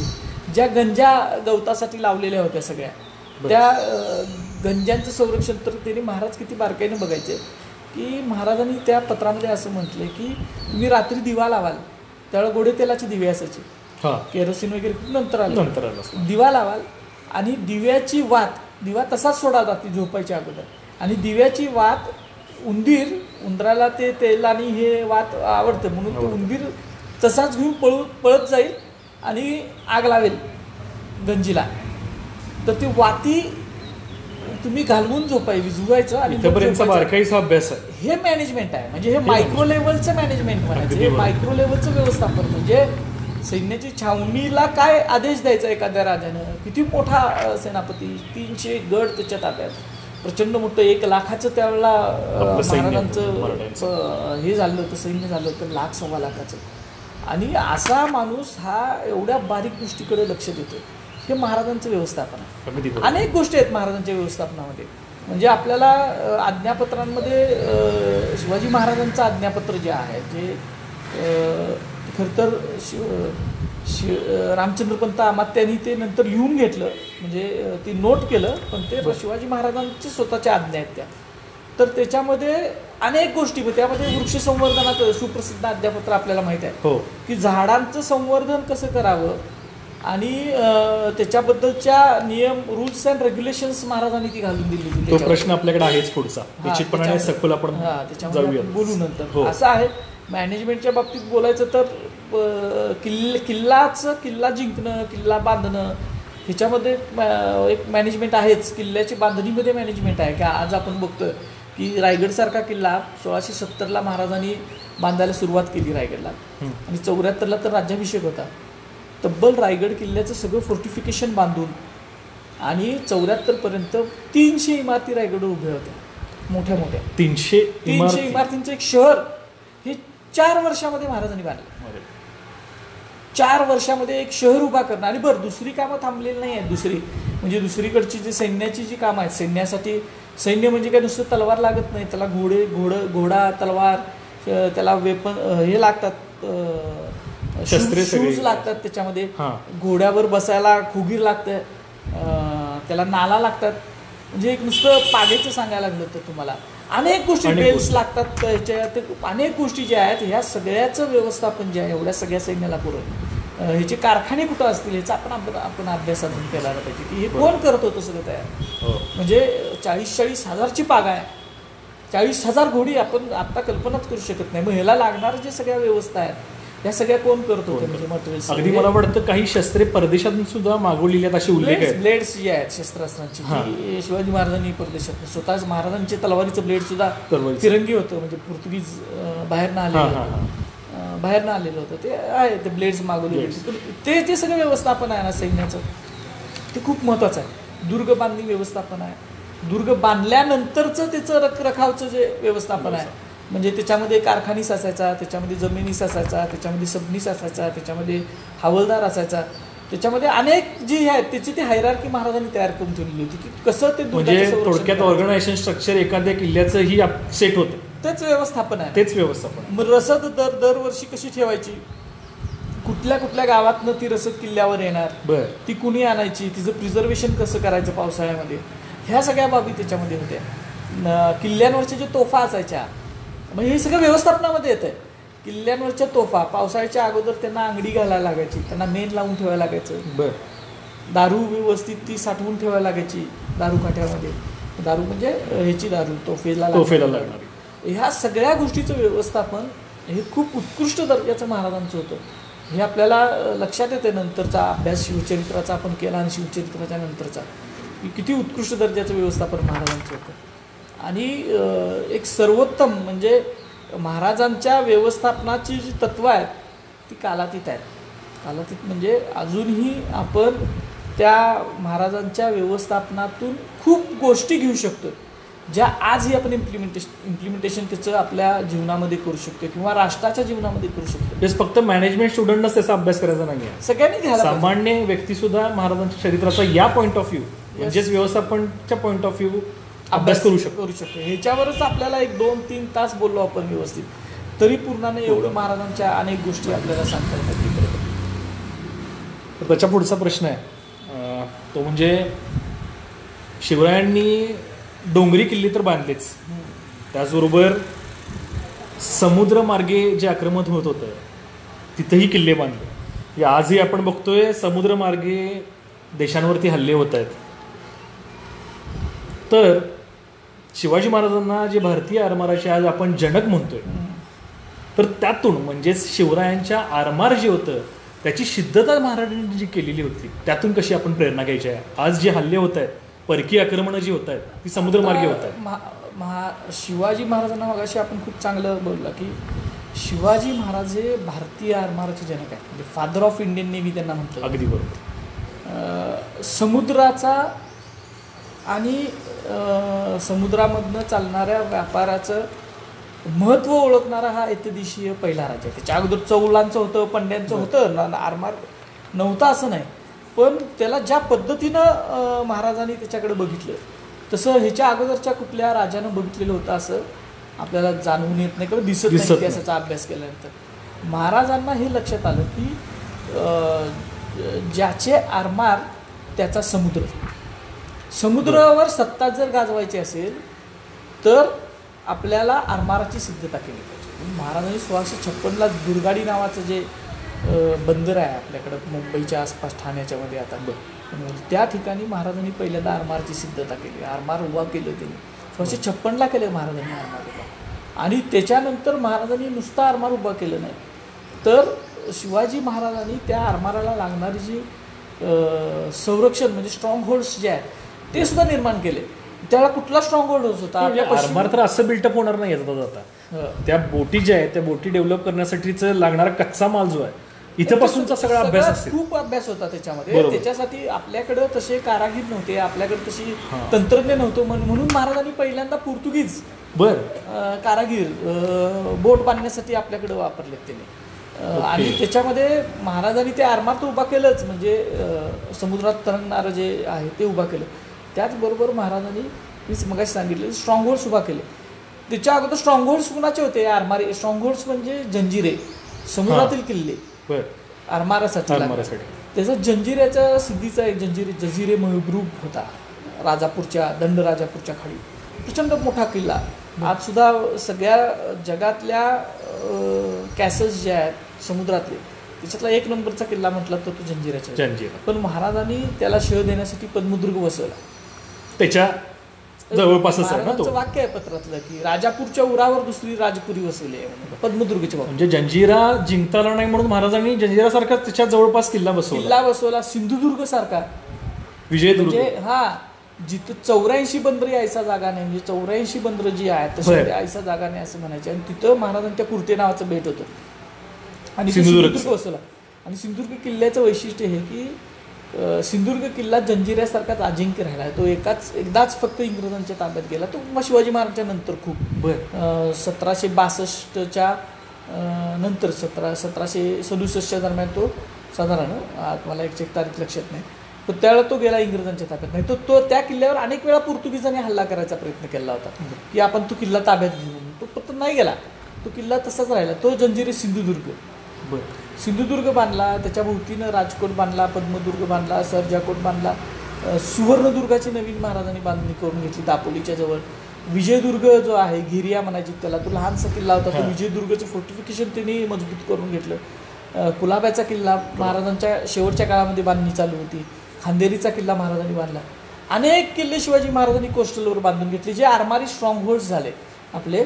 आणि त्या किल्ल्यांच्या आधारावर मराठ्यांचं आरमार लढू लागलं आणि जिंकू लागलं परत. म्हणजे थोडक्यात लढावं कुणाशी लागलं, बाहेरून आक्रमण त्यावेळेला सिद्धीची राजवट होती. सिद्धी तर शिवाजी महाराज किती उदरातील व्याधी आहे. उदर म्हणजे पोटातलं दुखणं जसं असतं तसं स्वराज्याला लागलं उंदीर होता सिद्धी, म्हणजे तो त्याच्याशी लढावं लागलं महाराजांना. इंग्रज तर होते, दर्यावरची ताकद होती. त्याच्या अगोदरची ताकद होती ती पोर्तुगीजांची. इंग्रजांच्या पेक्षा शिवाजी महाराजांच्या काळात पोर्तुगीज स्ट्रॉंग होते. इंग्रज शिवकाळानंतर हळूहळू स्ट्रॉंग होत गेले. तर त्या शक्तींशी लढणं आणि ते समुद्रावर संचार करायचा असेल तर अगोदर पहिल्यांदा दस्तक घ्यावी लागायची आणि समुद्राच्या मार्गानं जो व्यापार व्हायचा ना तो खूप पैसे मिळवून देणार होता. दस्तक म्हणजे समुद्रावर संचार करायसाठीची परवाना तो पोर्तुगीजांचा घ्यावा लागायचा. बर, इतकी त्यांची सत्ता होती, त्यांची सगळ्या समुद्रांवरती दर्यावरती सत्ता जी आहेत ना यांची ताकद होती. नंतरचा काळ असा उलटा झाला की मराठा आरमाराची कान्होजींच्या वेळेला, कान्होजी आंग्रेच्या की पोर्तुगीजांना सुद्धा मराठा आरमाराची दस्तके घ्यावी लागली. म्हणजे कान्होजी आंग्रे आपल्या आरमाराचे प्रमुख होते शिवाजी महाराजांच्या नंतर. बर, तर ते शिवाजी महाराजांच्या काळात दर्यासारंग होते, दौलत खान होते, मायजी नाईक भाटकर होते, अशी अनेक लोक होती शिवाजी महाराजांच्या. आरमारी सुभेज यांच्याकडे होते. पण शिवाजी महाराजांच्या नंतर हे शिवाजी महाराजांचं का फादर ऑफ इंडियन नेव्ही म्हणते तर नंतर त्या पोर्तुगीजांसारख्या दर्यावरती सत्तेला मराठ्यांची दस्तकं घ्यावी लागली समुद्रावर संचार करायला. आणि ह्याचा आरमाराचा फायदा नुसता संरक्षणासाठी झालेलं नाही आहे. ज्यावेळेला आरमार तयार झालं त्याच वेळेला समुद्र किनारपट्टीचा बहुतांशी व्यापार हा शिवाजी महाराजांच्या ताब्यात आला. म्हणजे व्यापाराचा सुद्धा दृष्टिकोन महत्वाचा त्याच्यामध्ये. व्यापारी जहाजं होती शिवाजी महाराजांची, बर, मराठ्यांची होती व्यापारी जहाजं, शिवाजी महाराजांची व्यापारी जहाजं होती. आणि त्याच्यातून जो रिव्हेन्यू मिळायला लागला स्वराज्याला आणि त्या रिव्हेन्यूचा उपयोग हा स्वराज्याची समृद्धी वाढवण्यासाठी झाला. नाहीतर सह्याद्रीच्या पट्ट्यात काय पिकते आत्ता होता, काय पिकतं सह्याद्रीच्या पट्ट्यात? असा नगदी पीक काहीच नव्हतं. वरी, नागली, भात आणि इकडच्या देशावर जरासं आलं तर ज्वारी वगैरे, असं जोंधळा, ज्वारी असं सगळं पिकायचं. एवढं असं रिव्हेन्यू सगळा मिळायचा तो व्यापारातून मिळायचा. आणि आपली जी पश्चिम किनारपट्टी आहे सगळी, ही पश्चिम किनारपट्टीचा व्यापार जो होता तो सगळा आपली जी बंदरं आहेत खाली, राजापूरचं बंदर असेल, त्याच्यानंतर चौलचं बंदर असेल, मुंबई बंदर नंतर झालं डेव्हलप, पण ही सगळी कल्याणचं असेल, कल्याण, सोपार, ही सगळी बंदरं आहेत. या बंदरातून परदेशी व्यापार सगळा चालायचा. आणि म्हणजे भारताचा सुरत सुद्धा खूप मोठं बंदर होतं. सुरत बंदर हे त्यावेळेला सगळ्यात शक्तिशाली, म्हणजे मुघल साम्राज्याच्या गालावरचा तीळ म्हणायची त्याला, असं सुरतेला. आणि खूप प्रचंड त्याच्यामध्ये रिव्हेन्यू मिळायचं सुरतेच्या बंदरातनं. म्हणजे एक वैभवशाली शहर होतं. वैभवशाली शहर नाही, भारताचा जो व्यापार आहे समुद्र किनाऱ्यातला हा सगळा कॉन्सन्ट्रेट, त्याचा केंद्रबिंदू सुरत होता. आणि म्हणून महाराजांनी 2 वेळा सुरतेवर छापा टाकले आणि तिथं असणाऱ्या ज्या व्यापारी वसाहती होत्या, व्यापाऱ्यांच्या वखारी होत्या, आणि बाहेर संदेश असा गेला की सुरत आता सुरक्षित बंदर राहिलेलं नाही. आणि तो व्यापार सगळा स्वराज्याच्या किनाऱ्यावर, सुरतवर स्वारी जी केली त्याच्यामागे ही स्ट्रॅटेजी होती की आपला व्यापार वाढावा. अनेक भाग आहेत त्याच्यामध्ये, नुसतीच लूट केली नाही, नुसतीच तिथनं संपत्ती जमा करणं हा भाग नव्हता. तर ही सुद्धा स्ट्रॅटेजी महाराजांची असणार की त्याचं महत्त्व कमी व्हावं आणि इकडं आपल्या बंदरांचं महत्त्व वाढावं की जेणेकरून व्यापार सगळा आपल्याकडे यावा. आणि म्हणून महाराज हे व्यापाऱ्यांना, जसं महाराजांनी शेतकऱ्यांना जपलं तसं महाराजांनी व्यापाऱ्यांना सुद्धा जपलं. महत्वाचंच होतं ते. आणि महाराजांच्या पत्रात सावकार म्हणजे राज्याची शोभा, म्हणजे व्यापारी सावकार म्हणजे राज्याची शोभा आहेत ते, असं महाराज उल्लेख आहे. आणि म्हणून रायगडला जी सगळ्यात मोठी बांधकाम आहे त्याच्यामधली ती नगरपेठ आहे, म्हणजे बाजारपेठ सुद्धा आहे. ही बाजारपेठ काय भाजीपाला विकण्याची बाजारपेठ नाही आहे, ती बाजारपेठ ही अशा व्यापाऱ्यांची बाजारपेठ आहे की तो केवढी मोठी बाजारपेठ, एका बाजूला 22 एका बाजूला 22 अशी दुकानं महाराजांनी तिथं त्या ठिकाणी उभी केली. म्हणजे एवढी मोठी ती बाजारपेठ महाराजांनी रायगडसारख्या ठिकाणी, राजधानीसारख्या ठिकाणी वसवली. म्हणजे महाराजांच्या डोक्यात सोपं नाहीये. त्यावेळेला ते कोस्टल समुद्र किनाऱ्याला जवळ होतं. घाटमार्ग रायगडच्या परिसरातून खूप वर जायचे, म्हणजे पारघाट तर प्रसिद्धच होता. इकडं खूप घाट देशावर जायचे रायगडच्या परिसरातून, जवळ होतं ते तिथल्या व्यापाऱ्यांना. आणि म्हणून त्यांनी ते व्यापारी पेठ सुद्धा वसवली. असे आरमाराचा उपयोग महाराजांनी अशा पद्धतीने केला आहे. एक तर संरक्षण आणि दुसरा भाग समृद्धी, म्हणजे राज्याची समृद्धी. दोन्ही अँगलनं याचा विचार झाला, दोन्ही अँगलनं महाराजांचा तो विचार महाराजांनी केलेला होता त्यावेळेला. बरोबर. नाही, आपल्याला काय आहे, सुरतचा पण आता उल्लेख झाला, तो इतिहास आपल्याला या दृष्टिकोनातून शिकवला जातो की तिथे जाऊन लूट करून परत आले आणि तिथली संपत्ती गोळा केली. हा ही अँगल इतिहासात सुरतेतनं त्यांनी महाराजांनी सुरतेत छापा टाकला, त्याच्यातून स्वराज्याच्या उभारणीसाठी त्यांना तिथं पैसे मिळाले, ते बरोबर आहे. आणि ते गरजेचंच होतं. त्या मध्ययुगातली ती पद्धत होती की शत्रूच्या प्रदेशामध्ये जाऊन छापा टाकणे आणि तिथनं संपत्ती गोळा करणे. हा त्यावेळीची तर ट्रेंड होता, ती पद्धत होती, त्याच्यामध्ये काय दुमत नाही. पण तिथं सामान्य माणसांच्या घरांना महाराजांच्या सैन्यानं हात लावलेला नव्हता. जे मोठे मोठे व्यापारी आहेत आणि ज्यांनी महाराजांना कर देण्यासाठी, खंडणी देण्यामध्ये ज्यांनी हे केलं, कानाडोळा केला, त्यांच्यावर महाराजांनी छापा टाकले आणि त्यांच्याकडनं लूट केलेली होती. सामान्य प्रजेला कधीही महाराजांनी त्रास दिला नाही, कुठल्याच नाही, स्वतःच्या ह्याच्यातमध्ये सुद्धा नाही, आणि परमुलकात स्वारी करताना आणि जिथं शत्रूच्या मुलकातल्या सुद्धा सैन्याला नाही. म्हणून महाराजांनी कधीच कुठली खेडी जाळली, शहरं जाळली असं नाही केलेलं त्यांनी कधी. बरोबर. त्याचा पुढचा प्रश्न आहे तो म्हणजे मगाशी उल्लेख झालेला, शिवरायांनी निसर्गाचं जतन आणि संवर्धन करण्यासाठी अनेक राजाज्ञा दिल्या, मगाशीच आपला उल्लेख झालेला होता.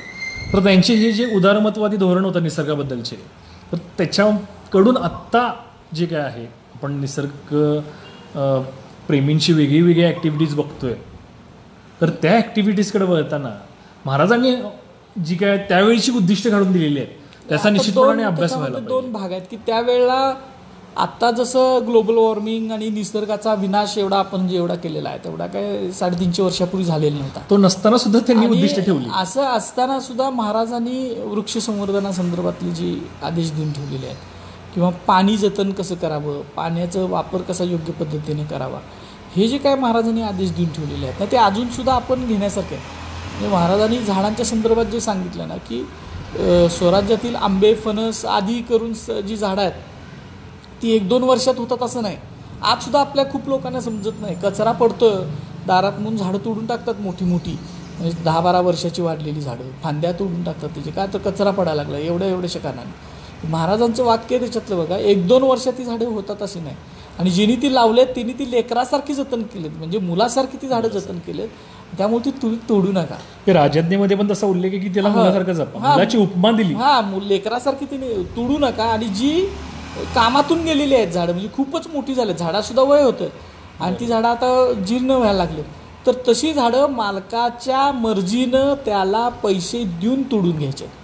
कारण आरमाराला लाकूड खूप लागायचं, आरमाराच्या प्रयोजनाची आहे ती सगळी झाडं, आंबा, फणस, साग वगैरे, सातवीन वगैरे आपल्या जंगलात होतं. म्हणजे इथून आरमाराला झाड इथून नाही, जंगलच होतं सह्याद्रीमध्ये, पण जंगलात सुद्धा मोठी मोठी झाडं जी असायची ना ती खूप कमी असायची. सागाचं जंगल आपल्याकडे कमी होतं, म्हणून महाराजांनी सांगितलं की आपल्या इथली झाडं नका तोडू, बाहेर जिथं जास्त आहे तिथून ते आयात करून घ्या, आपल्या इथलं आपल्याला ते अडचणीच्या वेळेला उपयोगी एकदम असं सांगितलं. आणि बाकीची जी आंबा, फणस जी झाडं जी फळं देतात ती झाडं तर तोडूच नका म्हणून महाराजांनी सांगितलं. आणि त्याच्यासाठी तिने अगदी कडक आज्ञा काढलेल्या होत्या, स्पेसिफिकली झाडांच्या नावासकट उल्लेख आहे. हो, एका आज्ञेवरून महाराजांच्या आपण बाकीच्या त्यांच्या वृक्षप्रेमाबद्दल बोलू शकतो. म्हणजे महाराजांनी आंबराया लावलेल्या आपल्याला माहीत आहेत, रायगडच्या पायथ्याला लावली. शहाजी महाराजांनी सुद्धा त्यांच्या पिताजीने आंबराई लावली होती. महाराणी ताराबाईंनी लावलेली आंबराई आहेत, महाराजांचे नातू शाहू महाराज आहेत त्यांनी लावलेले आंबराई आपल्याला माहीत आहेत. इतिहासातून खरं तर झाडांच्या संवर्धना म्हणजे हे जे आंबराया लावणं, झाडांचं संरक्षण करणं, याच्याविषयी अनेक गोष्टी इतिहासामध्ये आहेत आपल्या. तसं शिवाजी महाराजांचे जे एकच आज्ञापत्र आहे ते आज आपण खूप प्रभावीपणे लोकांच्यापर्यंत नेलं पाहिजे आणि त्याच्यामुळं झाडांचं महत्त्व आपल्याला समजेल या आत्ताच्या प्रदूषणाच्या आणि या ग्लोबल वॉर्मिंगच्या काळामध्ये. बरोबर. तर हे अशा प्रकारचं निसर्गाचं जतन आणि संवर्धन त्या काळात सुद्धा महाराजांनी केलेलं होतं आणि त्यासाठी अनेक राजाज्ञा दिलेल्या होत्या. त्यानंतरचा पुढचा प्रश्न आहे, जगभरामध्ये छत्रपती शिवाजी महाराजांची युद्धनीती जी आहे त्याला गनिमी कावा म्हणजेच इंग्लिशमध्ये गोरिला वॉर म्हणून ती आज जगभरात ओळखली जाते.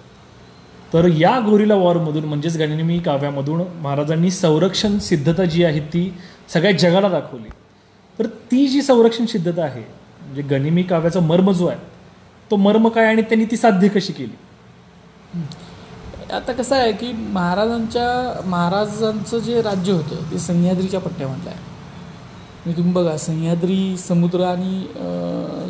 आणि समुद्राचा पट्टा जो आहे तो महाराजांच्या राज्याचा सगळ्यात जास्त भाग जो आहे तो सह्याद्रीचा पट्टा होता. आणि महाराजांनी ज्या वेळेला राज्याची स्थापना केली, स्वराज्याची स्थापना केली, त्यावेळेला भारतामध्ये तत्कालीन हिंदुस्थानामध्ये म्हणा मोगलांची एक मोठी स्ट्रॉंग राजवट होती. बरं. की जी त्यावेळच्या सगळ्या जगामध्ये शक्तिशाली अशी समजली जायची.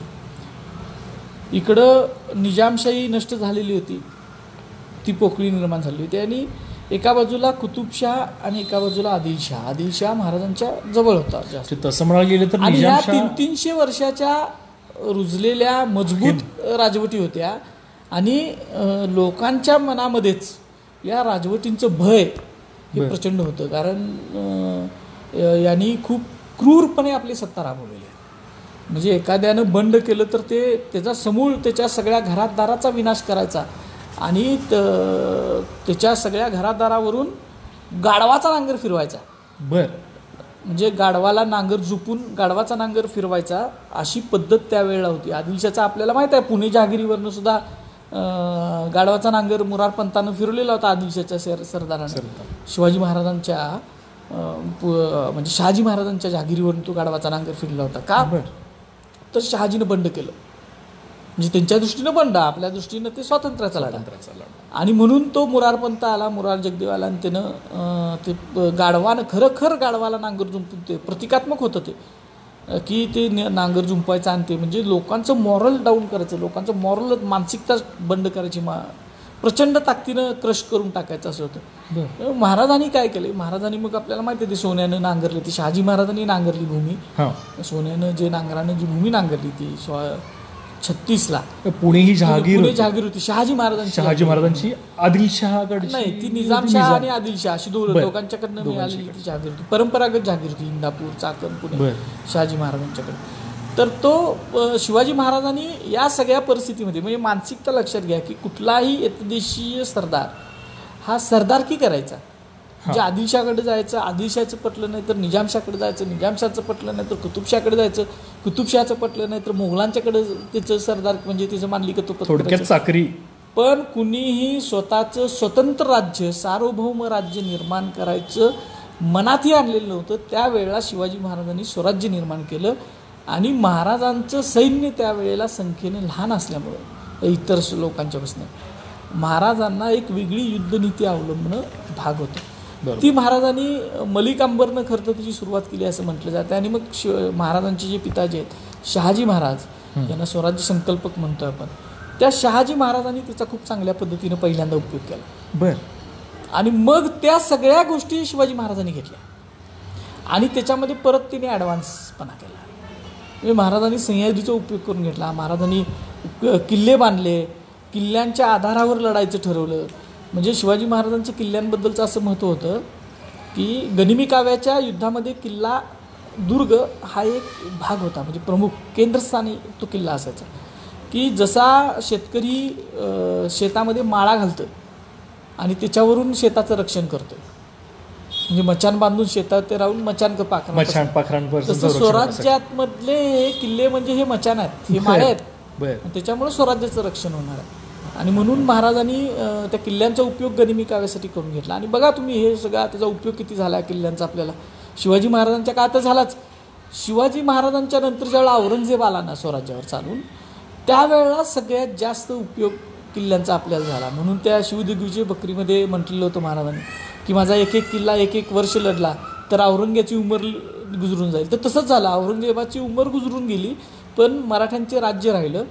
आणि कमी सैन्यानिशी म्हणजे किल्ल्यावर 400, 500, 200, 1000 मावळे असायचे आणि खाली 2-3 लाखाचं सैन्य पसरलेलं असायचं आणि 6-6 महिने लढवायचे किल्ला आपण, तरी किल्ला घेता येत नसायचा. हा गनिमी काव्य आहे. बरोबर. म्हणजे अगदी ताराणीच्या काळापर्यंत, ताराणी 1707 पर्यंत आपण किल्ल्यांचा उपयोग करून घेतला. बघा 1600 आपण म्हणतो की 40ला स्वराज्य 47ला स्वराज्याची उभारणी झाली. त्यावेळेपासून तहत 1707 पर्यंत किल्ल्यांच्या आधारावर मराठ्यांचं राज्य टिकलं. म्हणजे किती वर्षाचा स्पॅन आहे बघा. किल्ल्याचं महत्त्व किती जाणलं. जवळजवळ 3 ते 4 पिढ्या ह्या स्वराज्याच्या ह्या किल्ल्यांच्या आधारावर टिकल्या आणि ह्या गनिमी कावा ह्या युद्धनीतीच्या आधारावर टिकल्या. असं कुठला एक प्रसंग आहे सांगावं असं वाटतं थोडक्यामध्ये. गनिमी काव्याची युद्धनीती इथं अधोरेखित झाली जगाला. शिवाजी महाराजांच्या आयुष्यातील एक घटना ही महत्त्वाची. अफजल खानाचा जो वध केला ना, त्या युद्धाचं तुलनाच होऊ शकत नाही जगामध्ये. बरं. म्हणजे अफजल खानासारख्या सेनापतीला म्हणजे ज्याला खरं तर तो वाईचा सुभेदार असल्यामुळं त्याला तो जावळीचा सगळा प्रदेश सगळा माहीत नव्हता असं नाही, पण तिथं आणणं म्हणजे अफजल खान वाईचा सुभेदार होता, त्याला त्या प्रदेशाची माहिती होती, अगोदरपासून माहित होती. आमच्याकडे जो इतिहास आम्हाला शिकवला जातो तो म्हणजे काय की तिथं वाईच्या परिसरामध्ये अफजल खानला आणला गेला नाही. तो पहिल्या शिवाजी महाराजांच्या अगोदरपासून त्याला वाई जावळी आणि हा सगळा सुभाष त्याच्याकडे असल्यामुळं हे सगळे प्रदेश माहित होते. जे अफजल खानला वाईच्या परिसराची पूर्णपणे भौगोलिक माहिती होती. पण तसं असताना महाराजांनी त्याला तो महाबळेश्वरचा सगळा प्रचंड मोठा पर्वत चढवून वाईवरून कोयनेच्या खोऱ्यात आणलं. तुम्ही तिचं स्ट्रॅटेजिक तुम्ही आज सुद्धा गुगलला जाऊन बघा की खूप कसं स्ट्रॅटेजिक आहे ते. तिथं आणलं आणि तिथं कमी सैन्यानिशी त्याला बरोबर कोंडलं आणि त्याच्या सैन्याचा विनाश केला. किती लाखाचं सैन्य असेल? लाखाचं सैन्य नव्हतं अफजल खानाचं त्यावेळेला, हजारातलं सैन्य होतं. पण महाराजांचं सैन्य त्यावेळेला कमी होतं ना, नुकतंच स्वराज्याचा उदय होता. म्हणजे स्वराज्य काय पूर्ण सैन्य झालेलं नव्हतं, कमी सैन्य होतं. आणि अफजल खानाचा दरारा एवढा प्रचंड होता की त्यावेळेला तो जगविख्यात होता अफजल खान. शिवाजी महाराजांचं नावच माहीत नव्हतं लोकांना. म्हणजे शिवाजी का कोण आहे काय आहे हे ज्या वेळेला शिवाजी महाराजांनी अफजल खानचा वध केला त्याच्यानंतर मग सगळीकडेच सुरू, इंग्रजांना, पोर्तुगीजांना, मोगलांना आणि ह्यांना वाटायला लागलं की अरे कोणतर शिवाजी नावाचा माणूस आहे ज्यानं अफजल खानला मारलं. म्हणजे अफजल खान एवढा शक्ती, अफजल खान हा प्रख्यात त्यावेळेचा जगविख्यात सेनापती होता आदिलशाचा. अफजल खान तो शरीरानं सुद्धा धिप्पाड होताच, पण युद्धनीतीनं सुद्धा तो प्रचंड त्याची जबरदस्त होती. अशा ह्याला महाराजांनी गनिमी काव्यानंच अफजल खानला कळूनच दिलं नाही की बाबा आपण कुठल्या पिंजऱ्यात जातोय कसल्या, आणि आपण कसं महाराजांचं सैन्य कुठं कुठं डेप्युटेशन झालं त्याचं सगळा नकाशा. आणि सुदैवानं या सगळ्या महाराजांच्या प्लॅनिंगचं आपल्याला इतिहासामध्ये डॉक्युमेंटेशन मिळतं.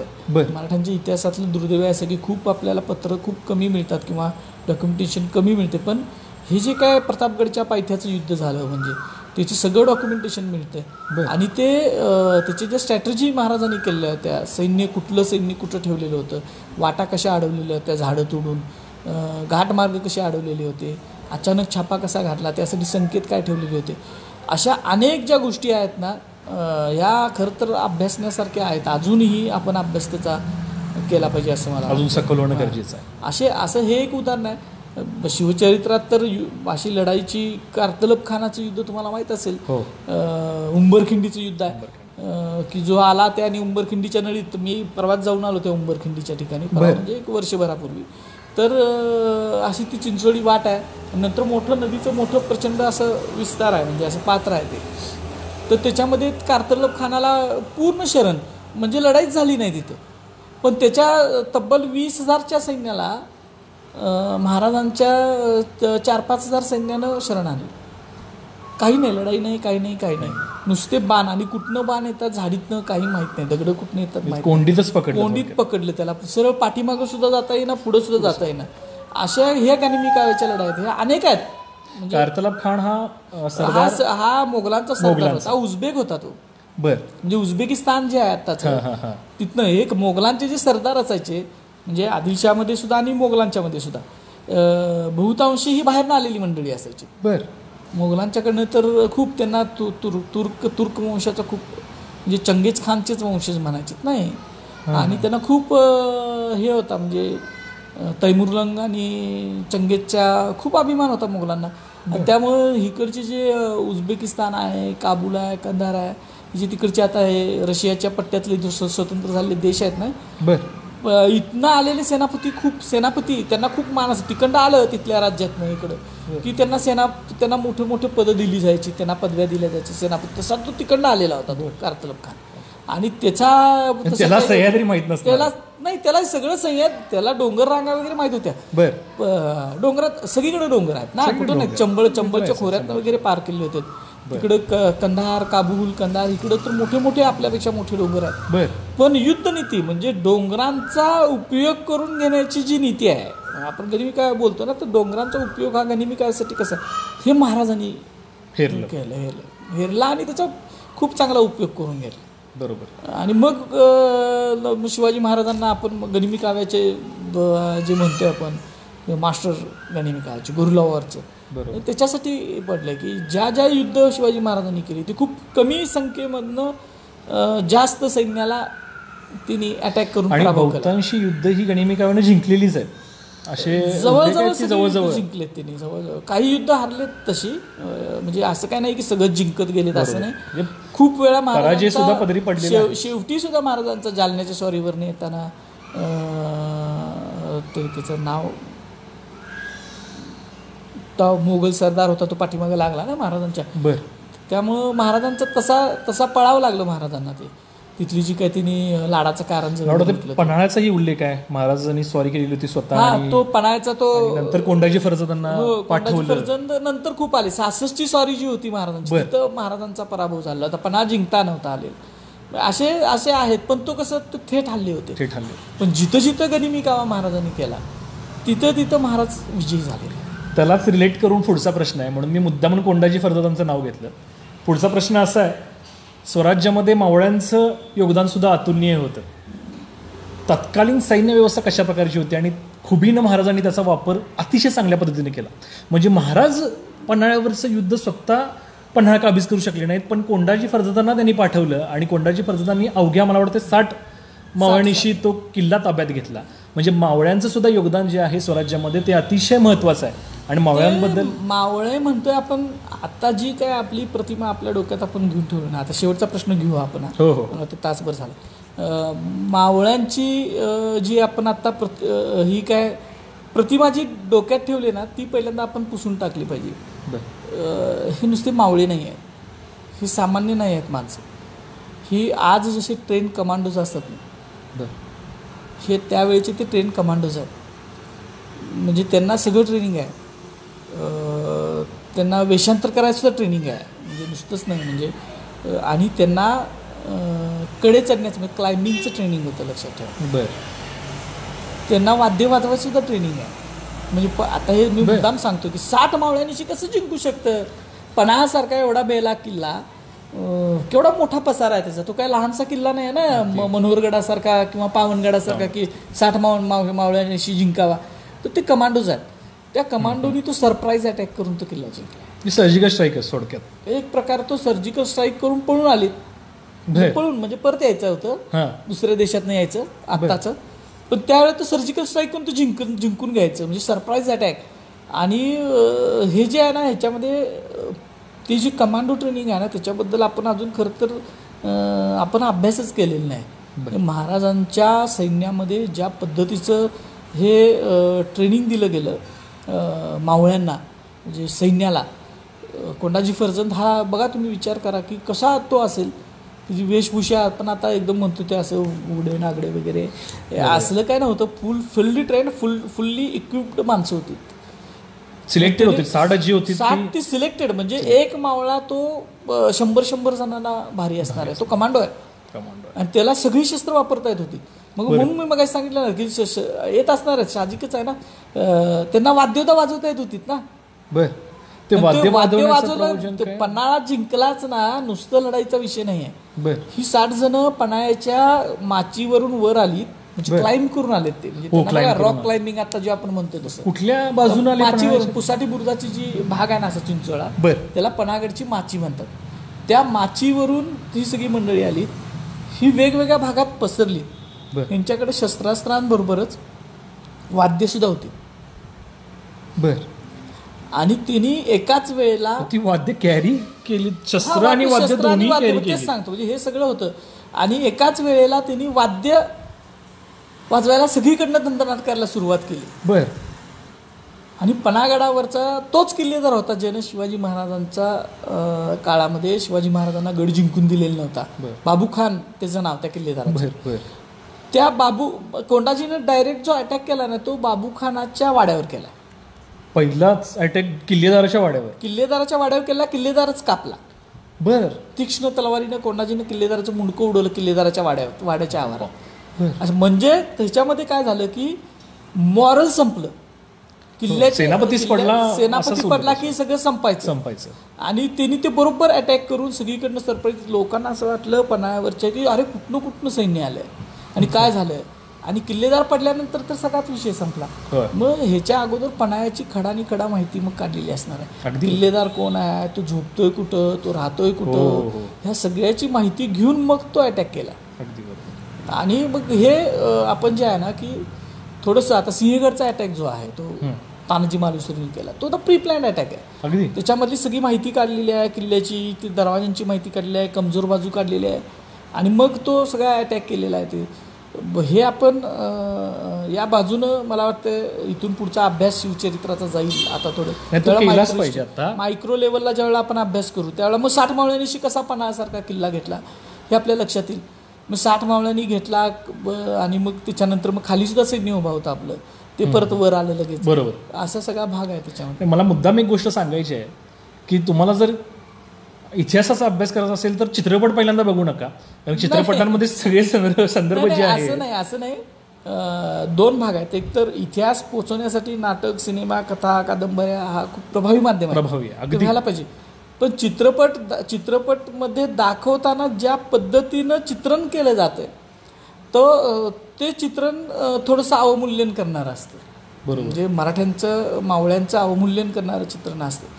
तशी ती नव्हती. हा हळूहळू तो सेन्स आपल्या लोकांना येईल आणि चांगले चित्रपटसुद्धा ह्याच्यावर निघतील आपल्याकडं इतिहासावर. आता तर निघायला लागलेत, आता तर ती लाट आहे ऐतिहासिक चित्रपट आणि निघतील ती हळूहळू. मगाशी पण एक संदर्भ सांगायचा राहिला खरं तर, स्वराज्य रक्षक संभाजी जी मालिका सुरू होती तर त्या मालिकाचे इतिहास सल्लागार सुद्धा इंद्रजित सर होते. सो थोडक्यात सांगा कसा अनुभव होता. आणि एक शेवटचा प्रश्न आहे आणि आपण थांबूयात. नाही, आता तो अनुभव म्हणजे मालिका सुरू करायच्या अगोदर डॉक्टर अमोल कोल्हे आणि मालिकेचे लेखक प्रतापदादा आलेले होते. त्यांनी मला विचारलं की असं असं आम्ही करतोय आणि तुमचं सहकार्य पाहिजे. आणि ठीक आहे म्हटलं, आपण करूया. आणि मग तो गेला, प्रतापदादांशी बोलायचो 15 दिवसातनं एकदा 2-4 तासाचं सेशन व्हायचं आमचं.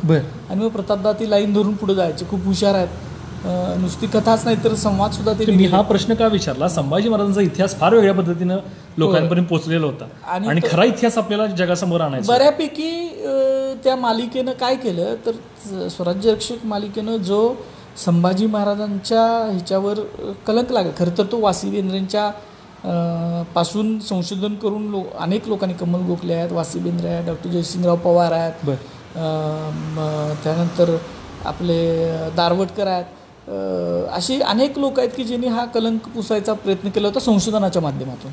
पण मालिकेच्या माध्यमातून डॉक्टर कोल्हेनी आणि प्रताप गंगावणेंनी खास करून मला असं वाटतं की ते जे लेखक आहेत ते संवाद जे सगळं जे काय अभिनेता बोलतो तो लेखकाच्या डोक्यातनं आलेला असतं.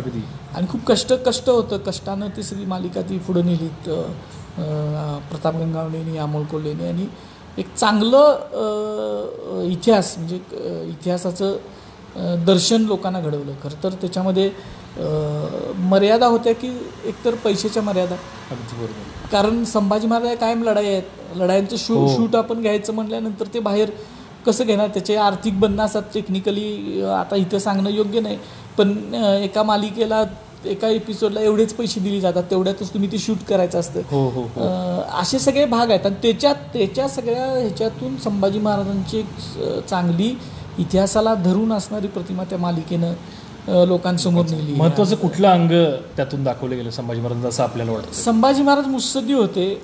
संभाजी महाराज हे आतापर्यंत जे होतं की बैलवेडा संभाजी होता, दारूबाज होता, असं जे काय रंगवलं गेलं किंवा लोकांच्या मनामध्ये ठसवलं गेलं होतं नाटकांच्या माध्यमातून, ते सगळं धुवून निघालं याच्यामुळे. आणि जो फॅक्ट आहे, जे संभाजी जसा होता तसा सगळाच नाही पण बऱ्यापैकी संभाजी जसा होता तसा दाखवायचा प्रयत्न या मालिकेतनं झाला. निश्चितपणाने ती मालिका घरोघरी पोचली आणि त्याचं यश आपल्याला माहितीच आहे. खरा इतिहास जो काय तो संभाजी महाराजांचा पोचला. आता जास्त वेळ न घेता मी शेवटच्या प्रश्नाकडे बोलतो. सरांच्या जो काय मी अल्पशा परिचय करून दिला त्याच्यामध्ये मुद्दामून एक उल्लेख मी टाळलेला होता आणि मला सांगायला अतिशय आनंद होतोय की सरांच्या कारकिर्दीची सुरुवात जी आहे म्हणजे सरांच्या आयुष्यातला पहिला लेख जो आहे तो दैनिक पुढारीमध्येच प्रकाशित झालेला होता. बरोबर. आणि त्यालाच अनुषंगून माझा पुढचा प्रश्न आणि शेवटचा प्रश्न आहे. दैनिक पुढारीचे मुख्य संपादक प्रतापसिंह जाधव साहेब जे आहेत, त्यांच्यावरती आधारित सिंहायन जे पुस्तक आलं, त्या पुस्तकामध्ये सुद्धा सरांचा एक लेख आहे आणि तो लेख आहे भवानी तलवारीवरती आधारित. त्यावरतीच आधारित प्रश्न आहे की छत्रपती शिवाजी महाराजांची भवानी तलवार जी आहे ती सध्या कुठं आहे आणि त्यामागचा खरा इतिहास काय आहे, आणि प्रेक्षकांना सांगा की प्रतापसिंह जाधव साहेब यांचं ती तलवार इथं आणण्यासाठीचे प्रयत्न काय होते. खरं तर तुम्ही सांगता ते बरोबर आहे. पुढारी मी ज्यावेळेला लिखाणाची सुरुवात केली त्यावेळेला पुढारीमध्ये बहार पूर्णिमेमध्ये भवानी तलवारीवर एक लेख लिहिला होता. बरं. आणि तो पहिला लेख माझा आयुष्यातला, तो बहारमध्ये छापून आला. किती साल असेल ते, म्हणजे काय आठवतं? 2002च्या आसपास. या अवघं वय काय असेल आपलं? 2002च्या म्हणजे लहान होतो, 25 वर्षाचं होतं. 25 वर्षात. त्यावेळेला मला तो लेख मी लिहिला होता तलवारीवरचा. बरं. आणि तो त्यावेळेला छापून आला. आणि नंतर ज्यावेळेला मी पुस्तकावर काम करायला लागलो होतो, शोध भवानी तलवारीचा. जशी सगळ्यांना उत्सुकता असते तशी मला आता इतिहासाचा अभ्यासक असल्यामुळं मला उत्सुकता होती की अरे महाराजांची तलवार कुठं आहे. मग त्याच्यातून अभ्यास करता करता असं लक्षात आलं की 1980च्या दरम्यान आणि त्याच्या अगोदरसुद्धा, म्हणजे ज्यावेळेस यशवंतराव चव्हाण आपले मुख्यमंत्री होते महाराष्ट्राचे, त्यावेळेला पुढारीमध्ये या तलवारीबद्दल आणि वाघनखांबद्दल चांगले 4 लेख छापून आलेले. ते प्रतापसिंह जाधव साहेबांनी लिहिले होते. त्या संपादक त्यांचे पिताजी होते, पण लेख त्यावेळेला स्वतः जाधव साहेबांनी लिहिले होते. आणि त्यानंतर असंच म्हणजे हे पुस्तक झालेलं नव्हतं माझं, हे 2006ला झालं, त्याच्या अगोदरची घटना आहे. कृष्णा गंभरे नावाची एक जण व्यक्ती जाधव साहेबांना भेटायला आलेली होती, प्रतापसिंह जाधव साहेबांना. मग मला मी ते लेख लिहिला असल्यामुळे मला ऑफिसमधून फोन आला की असे आली ती या म्हणून. मग त्यांना भेटलो आणि त्यांच्या माध्यमातून लंडनला जी शिवाजी महाराजांची तलवार आहे जगदंबा नावाची, एक तलवार शिवाजी महाराजांची काही एकच तलवार नव्हती. शिवाजी महाराजांच्या 4 तलवारी तर आज आपल्याला माहीत आहेत, ज्या डॉक्युमेंटेड आहेत किंवा ज्या मौखिकरित्या म्हटलं जातं. त्याच्यातली जगदंबा नावाची तलवार लंडनमध्ये आहे. ती 4थ्या शिवाजी महाराजांनी जबरदस्तीचं प्रेझेंट दिलेलं होतं प्रिन्स ऑफ वेल्सला, आणि ती लंडनमध्ये आहे, इंग्लंडच्या प्रिन्स ऑफ वेल्सला त्या काळात. त्यावेळेला दिली. त्याच्या राजकुमारला प्रिन्स ऑफ वेल्स म्हणायचे, एडवर्ड राजा, 7वा एडवर्ड तो. तर त्याला खरं तर कलेक्शन करायची आवडत होती. त्यानं भारतातल्या किंबोना त्यांच्या वसाहती ज्या होत्या त्या सगळ्या राजा महाराजांच्याकडनं ज्या ज्या दुर्मिळ गोष्टी होत्या, मग काही ढाली असतील त्यांच्याकडं, काही तलवारी असतील, काही भाले असतील, चिलकत असतील, हे सगळं घेऊन गेला. आणि त्याची एक त्यानं त्याच्या पॅलेसमध्ये एक रूम केली होती चांगले दुर्मिळ अजून, आणि त्याचा कॅटलॉग सुद्धा उपलब्ध आहे आज सुद्धा आपल्याकडे सुद्धा कॅटलॉग आहे. तशीच ती तलवार त्यानं आपल्या करवी छत्रपतींच्याकडे, छत्रपतींची एक नामी तलवार आहे शिवाजी महाराजांची. लक्षात आल्यानंतर इथल्या त्या रेसिडेंटनं, पॉलिटिकल एजंटनी सगळ्यांनी जोर लावला. दिवाणसुद्धा त्याला बर्वे होते आपले महादेव, त्या सगळ्यांनी 4थ्या शिवाजी महाराजांच्या हस्ते त्याला ती भेट दिली तलवार. आणि कट्यारसुद्धा दिली, नुसती तलवार नाही, दुसरा भाग कट्यारसुद्धा दिली. आणि हे सगळं, ह्या सगळ्या घडामोडी चालू असताना, ज्या माझा अभ्यास चालू असताना हे लेख मिळाले जाधव साहेबांचे की ज्याच्यातनं खूप चांगली नवीन माहिती मिळाली. आणि त्यावेळेला जाधव साहेबांनी जोर लावला होता की ही तलवार आपल्या भारतात परत आणली पाहिजे. दुर्दैवानं अजूनपर्यंत ते झालेलं नाही. पुढं मागं कदाचित होईल. आता अवेअरनेस खूप वाढला, कारण त्यावेळेला जसा एका बाजूनं जाधव साहेबांसारखी माणसं ही तलवार परत आणली पाहिजे पोट तिडकीनं लिहित होती, तसंच दुसऱ्या बाजूनं ती तलवार शिवाजी महाराजांची नाहीच लंडनमधली, असं सुद्धा लिहिणारे पत्रकार होते आणि खोटे लेख लिहिलेत. म्हणजे काही अभ्यास नाही. जाधव साहेबांनी पूर्ण अभ्यास करून माहिती घेऊन लेख लिहिले होते, कारण त्यांचं पुढारी ऑफिसच्या शेजारीच पुरा लेखागार आहे. अगदी बरोबर. आणि तिथंच त्या तलवारीची कागदपत्र होती जगदंबा तलवार, टाउन हॉल मधल्या, टाउन हॉलच्या समोर, पुढारी ऑफिसच्या शेजारी, फक्त एक बिल्डिंग मध्ये आहे. त्यामुळे ते सगळं साहेबांना माहित होतं. आणि त्यांनी एका बाजूला तेच सांगतो, एका बाजूला ही तलवार परत आणावी म्हणून लिहिणारे पत्रकार, आणि दुसऱ्या बाजूला ती तलवार परत येऊ नये म्हणून लिहिणारे पत्रकार, आणि शिवाजी महाराजांची तलवार नाही असे भासवणारे वेगळे, म्हणजे अभ्यास नसताना असे भासवणारे सुद्धा लोक होते. आणि त्याच्यामुळं ती तलवार त्यावेळेला परत आली नाही. खूप लोकांनी तो अंतुले मुख्यमंत्री झाल्यानंतर त्यांनी खूप जोर लावलेला होता. स्वतः माझं पुस्तक ज्यावेळेला अंतुले साहेबांना ते वाचायला मिळालं ते त्यावेळेला दिल्लीमध्ये मंत्री होते, कॅबिनेट मंत्री, आणि तिथं त्यांना कोणतं माझ्या पुस्तकाची प्रत दिली. मी काय पाठवलेली नव्हती, आणि मी पुढारीमध्ये अंतुले साहेबांच्याबद्दल जे आलेलं होतं त्याच्या आधारावर तलवार परत कुणी आणायचा प्रयत्न केला. त्याच्यामध्ये अंतुले साहेबांचं चांगलं वर्णन मी केलं होतं की त्यांनी कसे प्रयत्न केले. ते मुख्यमंत्री असताना प्रयत्न केले होते. आणि मग त्याच वेळा लेख लिहिले होते ना साहेबांनी सुद्धा. प्रतापसिंह जाधव साहेबांनी त्यावेळेला लेख लिहिले होते, अभ्यासू लेख लिहिले होते तलवारीच्या बाबतीतले. आणि त्याचा आधार घेऊन मी लिहिलेलं होतं पुस्तकामध्ये की बाबा हे अशी अशी तलवार अंतुले साहेबांनी आणायचं चांगली प्रामाणिक नाही. त्याच्या अगोदर काय होत होतं आणि लोकांच्या मध्ये वंदता काय होती की अंतुलेनी तलवार आणायच्या निमित्तानं हा यात्रा करायची आहे त्यांना आणि ते खोटंच म्हणतात, ते काही ते खोटंच सांगायला लागलेत असं गैरसमज करून दिले. परदेशवारी त्यांनी केली, परदेशवारी त्याच्या निमित्त करणार आहेत असं हे असं काहीतरी वंदता उठवलेल्या होत्या. ज्या वेळेला ते पुस्तक वाचलं त्यानंतर मला अंतुले साहेब मंत्री असताना त्यांनी दिल्लीवरून फोन केला, चांगले तासभर माझ्याशी बोलले. त्यानंतर मला भेटायचं आहे. मग मी म्हटलं दिल्लीला काय मी येऊ शकत नव्हतं, त्यावेळेला माझं तेवढी हे नव्हती, त्यामुळे दिल्लीला काय नाही म्हटलो. पुण्यात आल्यानंतर त्यांनी जवळ आल्यानंतर परत फोन केला आणि मला बोलवून घेतला आणि चांगले 2 तास अंतुले साहेबांनी मला त्यावेळेला सांगितलेलं होतं की कशा पद्धतीनं ते राजकारण सगळं घडलं. कधी तर मी त्याच्यावर सुद्धा लिहिणार आहे की म्हणजे अंतुले साहेबांनी जे काय सांगितलं मला त्यावेळेला, त्याचे आय विटनेस आहेत 2-3 जण, की बाबा कशा पद्धतीनं मी सगळी ती अपॉइंटमेंट राणीची घेतली होती, कागदपत्र इथनं कशी घेऊन गेलेलो होतो. म्हणजे इथून जी कागदपत्र आहेत ती मी मुंबईला सरदेसाई नावाच्या मिनिस्टरना पाठवलेलं होतं. आणि मग त्यांच्याबरोबर इथला पुरालेखागाराचे कर्मचारी, त्यांचं नाव मी आता घेत नाही, आता नाही येते, पण त्यांना मेमो मिळाला की डायरेक्ट मग त्या पुरालेखागाराच्या संचालकांनी कर्मचाऱ्याला मेमो दिला, तू मला सांगितल्याशिवाय तू कागदपत्र कशी काय दिलीस, आम्हाला माहित असतं ना. म्हणजे काम आउट ऑफ बॉक्स झालेलं होतं, ते करायचंच होतं आपल्याला. म्हणजे असं त्यांचं होतं विषय की तू कशी काय दिलीस, मग त्याला मेमो दिला होता. पण तू कागदपत्र सगळी जमा केली होती, फाईल तयार केली होती, अपॉइंटमेंट मिळालेली होती.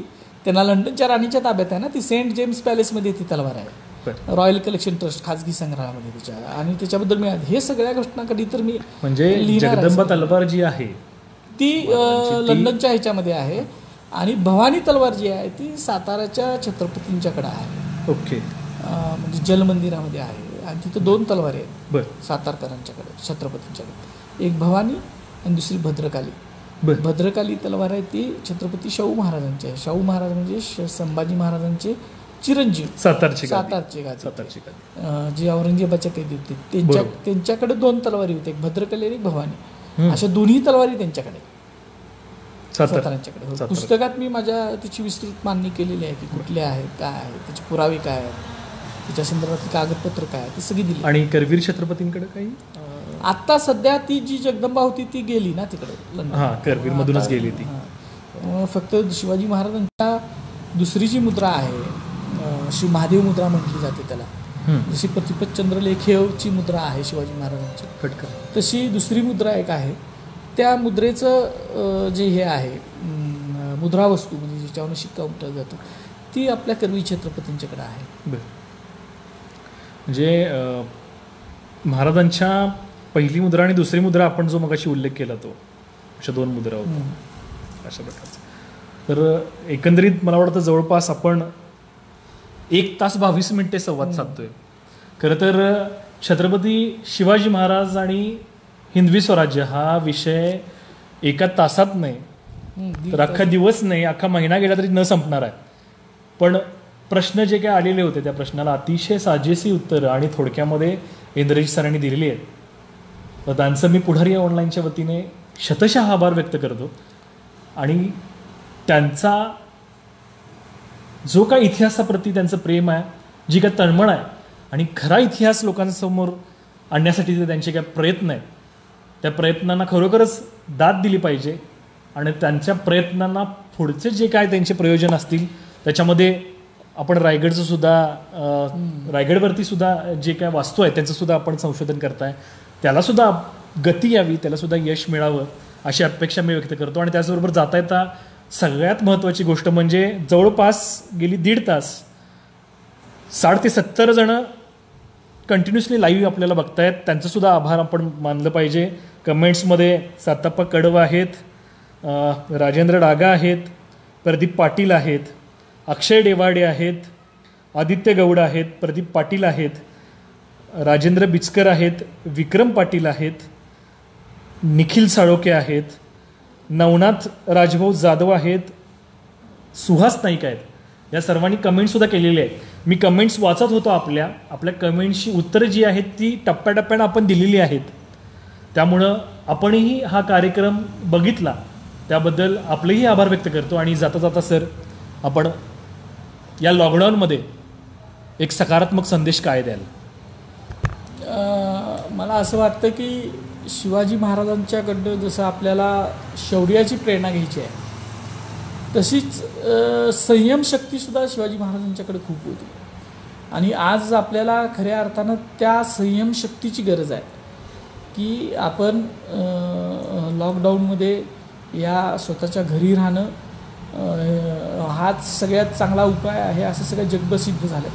आणि घरात राहणं, थांबणं हा एक संयमाचा भाग आहे. आणि सोशल डिस्टन्स, फिजिकल डिस्टन्स ठेवणं हा एक संयमाचा भाग आहे. आणि महाराजांच्या चरित्रातनं ते सुद्धा आपण घ्यावं. या निमित्तानं मला असं वाटतं की नुसतंच शौर्य न घेता आता आपल्याला महाराजांच्याकडनं संयमसुद्धा शिकण्याची गरज आहे. आणि तो आपण शिकाल अशी अपेक्षा आहे. धन्यवाद सर. पुनश्च एक वेळ मी इतिहास संशोधक इंद्रजित सावंत सर यांचं आभार व्यक्त करतो की आजचा हा कार्यक्रम जो आहे तो आपल्यासमोर सादर करण्यासाठी आम्ही त्यांच्यापर्यंत जेव्हा पोचलो त्यांनी तात्काळ त्याला होकार दिला. आणि आज आपण जवळपास 1.5 तास त्यांच्याशी संवाद करतोय. दैनिक पुढारीचं प्रयोग सोशल फाउंडेशनच्या माध्यमातून आपण आजचा हा कार्यक्रम आयोजित केला होता. आव्हान लॉकडाऊनची आणि प्रेरणा शिवरायांची.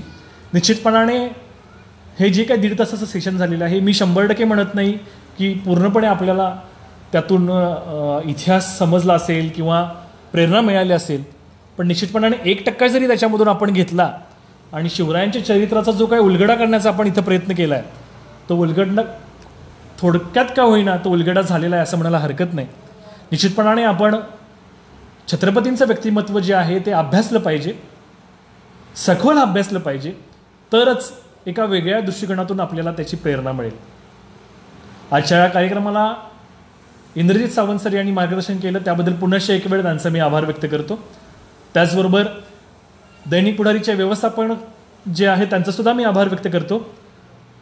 दैनिक पुढारीचे व्यवस्थापकीय संपादक संचालक डॉक्टर योगेशदादा जाधव यांच्या मार्गदर्शनाखाली हे उपक्रम आम्ही पार पाडतोय, त्यांचंसुद्धा मी आभार व्यक्त करतो. त्याचबरोबर आपण सर्वजण हा कार्यक्रम जो पाहिला, आम्हाला प्रतिसादसुद्धा तुम्ही अतिशय चांगला दिलेला आहे. कमेंट्ससुद्धा आपण केलेल्या आहेत, प्रतिक्रिया चांगल्या आलेल्या आहेत, त्याबद्दलसुद्धा आपला आभार व्यक्त करतो. आणि आजचा हा जो काही कार्यक्रम होता, या लॉकडाऊनच्या काळामध्ये नकारात्मकता जी पसरलेली आहे, थोडीशी का होईना सकारात्मक विचार घेऊन आणि शिवरायांची प्रेरणा घेऊन पुढं जावं यासाठीचा हा कार्यक्रम होता. तो निश्चितपणाने आमचा जो काही उद्देश होता तो साध्य झाला असं म्हणायला हरकत नाही. पुनश्च एक वेळ आपल्या सर्वांचं मी आभार व्यक्त करतो. आणि मी विक्रम रेपे आपल्या सर्वांची आजच्या या दैनिक पुढारीच्या ऑफिशियल फेसबुक पेजवरती आपण सर्वजण होतात, हा कार्यक्रम प्रसारित झाला. आपल्या सर्वांचं पुनश्च एक वेळ आभार व्यक्त करतो. आणि ह्या कार्यक्रमातून मी विक्रम रेपे आपल्या सर्वांची